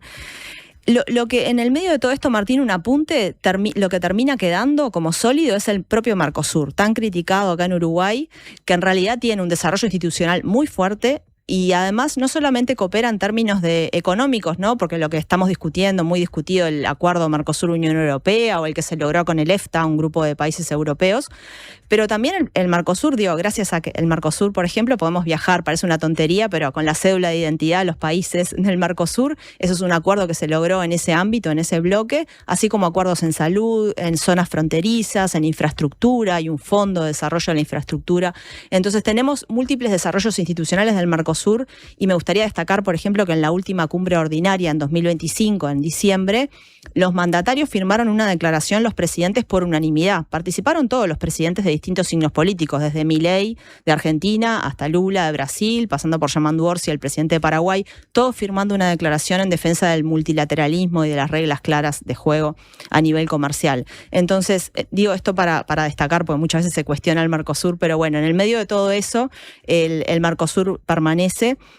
Y ahora se conforma, y está esta discusión ahora del escudo de las Américas, que después voy a abordar, pero ahora se conforma este ámbito de coordinación de jefes de Estado, que en un primer momento, cuando se creó en Chile, que esa fue la primera reunión oficial de este ámbito, y fue impulsada por Gabriel Boric, el expresidente chileno. En ese momento, tuvo una participación solo de referentes con visiones progresistas, pero después se fueron sumando otros referentes con visiones más amplias. La segunda reunión fue en el marco de Naciones Unidas en Nueva York, y esta reunión de Barcelona, por ejemplo, va a tener la participación del presidente del Consejo Europeo, que es el máximo organismo de dirección política de la Unión Europea, Antonio Costa, entre otras personalidades que no necesariamente están identificadas con el progresismo. En ese marco hubo una gran discusión en la interna de Uruguay sobre si Orsi debía participar o no. Recordemos simplemente vamos a empezar, Martín, por los argumentos jurídicos que se plantearon, porque en su momento el senador colorado Andrés Ojeda y también otros referentes de la oposición, como el diputado del Partido Colorado Felipe Schipani, salieron a decir que Orsi no podía participar en este tipo de actividades porque se consideraban actividades partidarias. Vamos a escuchar lo que respondía Orsi justamente cuando se le consultó sobre eso esta semana respecto a la posibilidad de participar en esa cumbre de partidos políticos que es paralela a la cumbre de jefes de Estado. Que se llama Movilización Progresista Global. Ahí te mueves un poco muy en el borde de lo que la Constitución te habilita. Yo creo que hay gente que ha interpretado que sí se puede, incluso ha habido presidentes anteriores a mí que han participado de encuentros políticos de ese tipo, otros consideran que no. Yo, en este caso, prefiero ir a la reunión de los presidentes de aquella que continúa de las Naciones Unidas, que es democracia siempre, a esa sí. La otra actividad, prefiero no involucrarme porque genera estas dudas que creo que estaría de más. ¿Y cómo evalúa toda la polémica que se ha generado en torno a esto? Y si nos puede comentar cómo fue esa conversación que tuvo con Ojeda en el día de hoy. No, es una conversación muy rica. En realidad, en la nota que me envía el presidente de España, diciendo, bueno, hay 2 actividades, queda muy claro, y en mi respuesta es a una sí, a la otra no. Se lo pude explicar y hablamos con Ojeda hoy. Yo creo que cuando lo que decidimos surge del intercambio y del debate, bienvenido sea. Cuando surge de la explosión momentánea de la primera impresión, ahí capaz que cometemos error. Esto creo que nos hace bien también para dar la discusión. Incluso empezamos a revisar lo que pasó antes. Y bueno, siempre está bueno edificar sobre lo que consideramos que es mejor.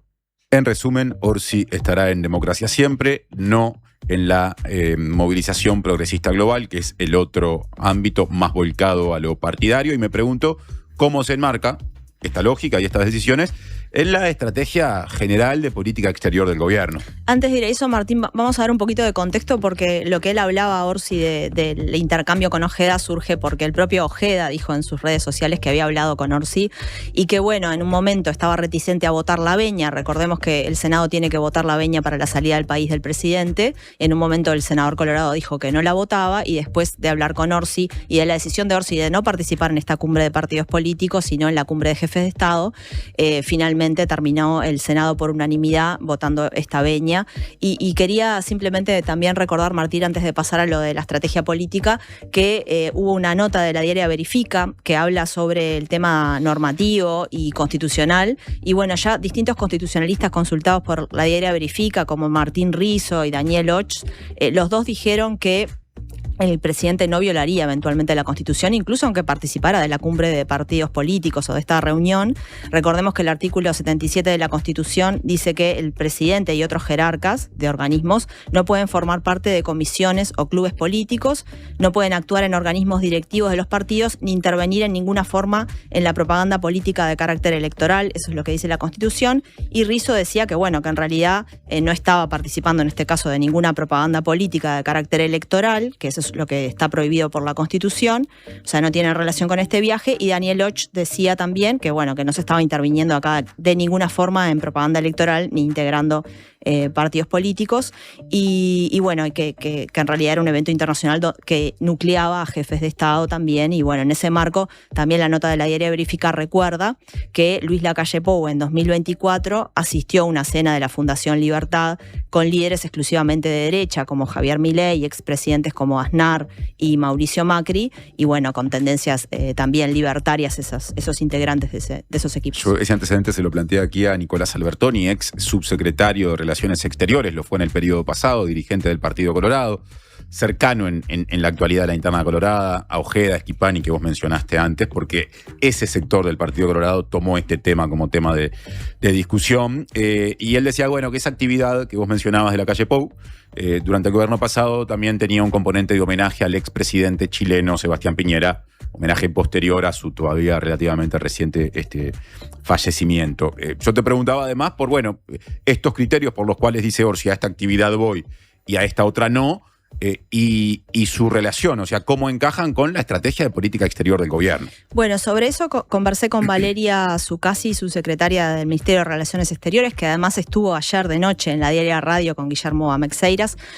Va a salir además, Martín, creo que lo comentó Ceci hace un ratito, una nota en la diaria del fin de semana más global sobre el tema de la política exterior. Pero bueno, en esa conversación que tuve con ella me dijo que esto se enmarca en la estrategia de aumentar la presencia internacional de Uruguay en distintos foros internacionales y en particular aprovechar, decía ella, la imagen del presidente de la República para eso.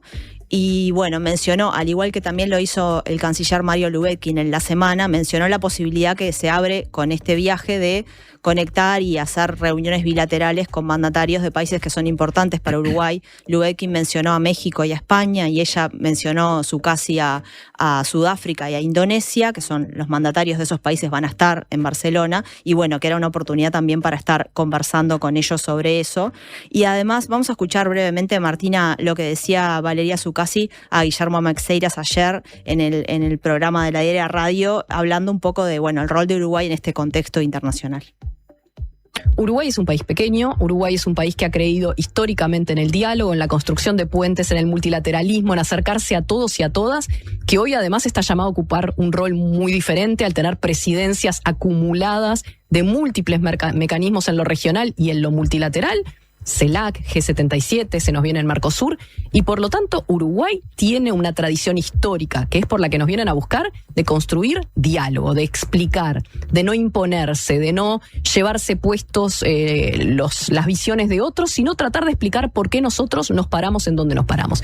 Y eso es lo que hay que seguir defendiendo, y yo creo que atacarlo es un grave, grave error y algo que al país le puede costar muy caro.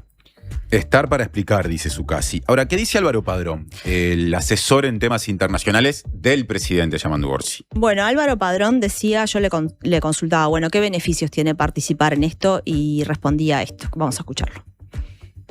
La pregunta es al revés. Yo diría que el problema es si Uruguay no estuviera. O sea, ¿cómo se explica que un país como Uruguay no participe de un evento de presidentes, de gobiernos, en donde lo que se convoca es a defender la democracia? Porque ese fue el origen de la iniciativa, y por eso se llama democracia siempre.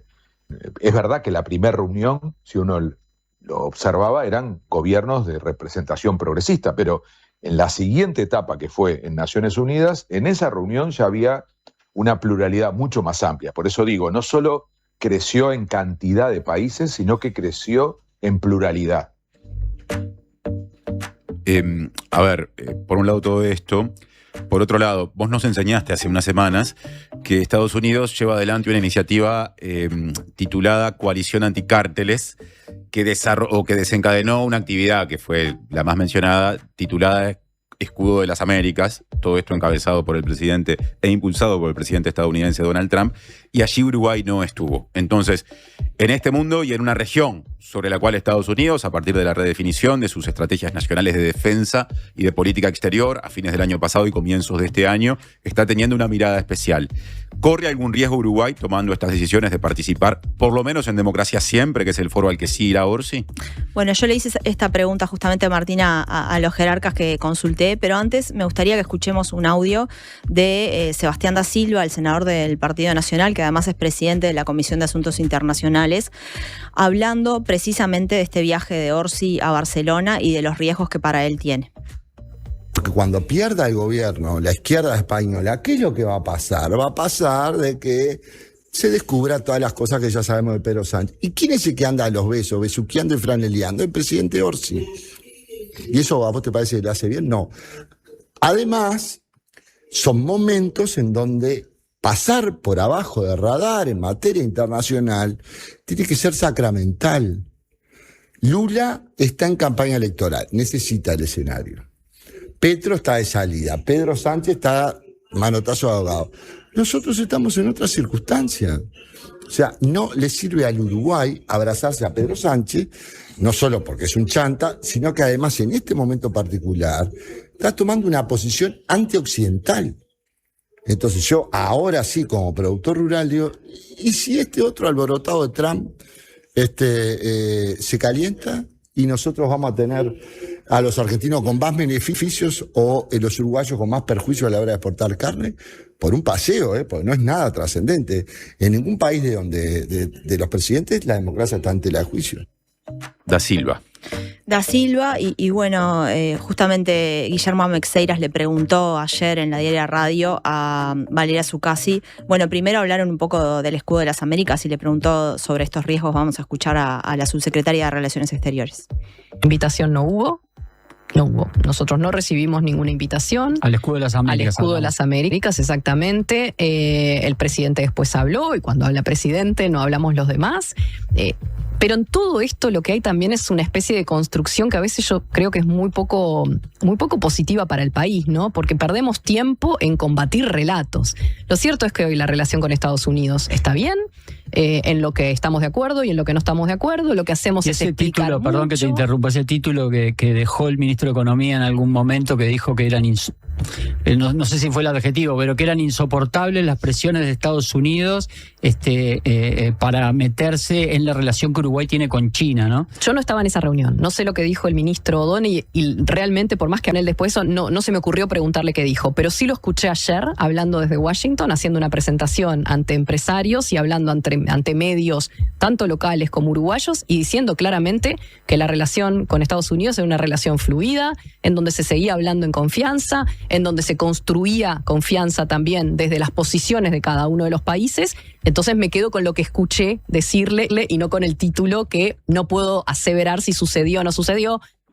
De alguna manera, entonces, el gobierno responde ante las preocupaciones por el vínculo con Estados Unidos con la presencia de O'Donnell y sus dichos. Sí, Martín, déjame acotar que a mí me consta que sí existen esas presiones, o por lo menos que así lo ha manifestado el ministro de Economía en múltiples ámbitos, no solamente con los empresarios, que esa información se filtró a la prensa. En la pero bancada sí del Frente Amplio hay integrantes connotados de la bancada y connotadas que off the record lo dicen. Que off the record lo dicen, sí. Y bueno, ahí lo que hay también es una tensión de la cual voy a dar cuenta en la nota de la diaria de fin de semana de mañana, a la interna del gobierno también, entre dos estrategias, ¿no? Por un lado, el propio O'Donnell ha planteado, desde el año pasado viene planteando que Uruguay, medio en la línea de lo que decía Da Silva, de que Uruguay debería volar por debajo del radar en estas circunstancias, digamos, no hacer olas, y bueno, y tratar de apostar a mejorar los vínculos comerciales y abrir todos los mercados posibles. Y por otro lado, vamos a escuchar ahora, por ejemplo, lo que decía Álvaro Padrón, que en realidad lo que sostiene es, y así como otros integrantes del gobierno y de la propia fuerza política, que Uruguay debe posicionarse de manera clara en algunos escenarios. Y bueno, vamos a escuchar entonces el último audio de Álvaro Padrón, el asesor presidencial. Riesgos es no ser fieles con la historia de la política exterior uruguaya. Y Uruguay ha sido siempre un defensor del multilateralismo, de la democracia, de los organismos que de alguna manera le dan a la gobernanza internacional un sentido y por supuesto a que Uruguay sea parte de eso. Por eso históricamente Uruguay ha sido un creador de las Naciones Unidas, de la Organización Mundial del Comercio, por eso somos sede y la gente respeta a Uruguay y tenemos a la LADI, tenemos a la sede del Mercosur. Es decir, nosotros hacemos política internacional actuando, no callándonos la boca. Y para sumisos ya hay varios gobiernos en lista y en fila, y por lo tanto lo que tiene que hacer Uruguay es reivindicar los principios, entre otras cosas, que instaló en Uruguay Herrera, Valle y Ordóñez. O sea, no tengo problema en decir que son principios históricos incluso de los partidos tradicionales. Por lo tanto, bajo esos valores y esos principios, Uruguay lo que tiene que hacer es actuar. Y frente a una actitud prepotente y en donde lo que prima es la fuerza y la idea de la guerra y de la imposición, lo que menos se puede hacer es la aceptación. Y por lo tanto lo que hay que hacer es convocar a que no en el aislamiento, sino en la unidad, haya respuestas a eso. Padrón sin la diplomacia de su casi, por decirlo de alguna manera. Sí, hay que acotar también que O'Donnell no es que resigne o que hable de que hay que resignar los principios fundamentales de la política exterior uruguaya. Lo que ha dicho, por ejemplo, dijo en la entrevista con la diaria que le hicimos hace poco, es que bueno, hay que defender esos principios, pero también estar atentos a otras cosas que están pasando y a otros alineamientos y bueno, estar atentos a discusiones y también viendo la posibilidad que efectivamente tiene Uruguay de resistir estas tendencias globales. Gracias, Nati, por esta columna, tu primera columna aquí en la mañana de la diaria de los viernes, algo que se volverá hábito a partir de esta semana porque estarás el lunes, la semana próxima, pero también el viernes. 2 dosis. Hasta la próxima. Nos vemos. Tiempo de brevísima pausa musical y empezamos a acomodar la mesa porque en un ratito vendrá Sofía Romano y vamos a dialogar con Sofi de algunos temas deportivos. Me animo a decirles que la segunda mañana tendrá, sí, lo deportivo, que se hable de las copas internacionales, pero tendrá también nota capurrense, porque hay un capurrense feliz, dice una canción, y está contento él, esperando para ser entrevistado en un ratito atrás de la línea de cámaras.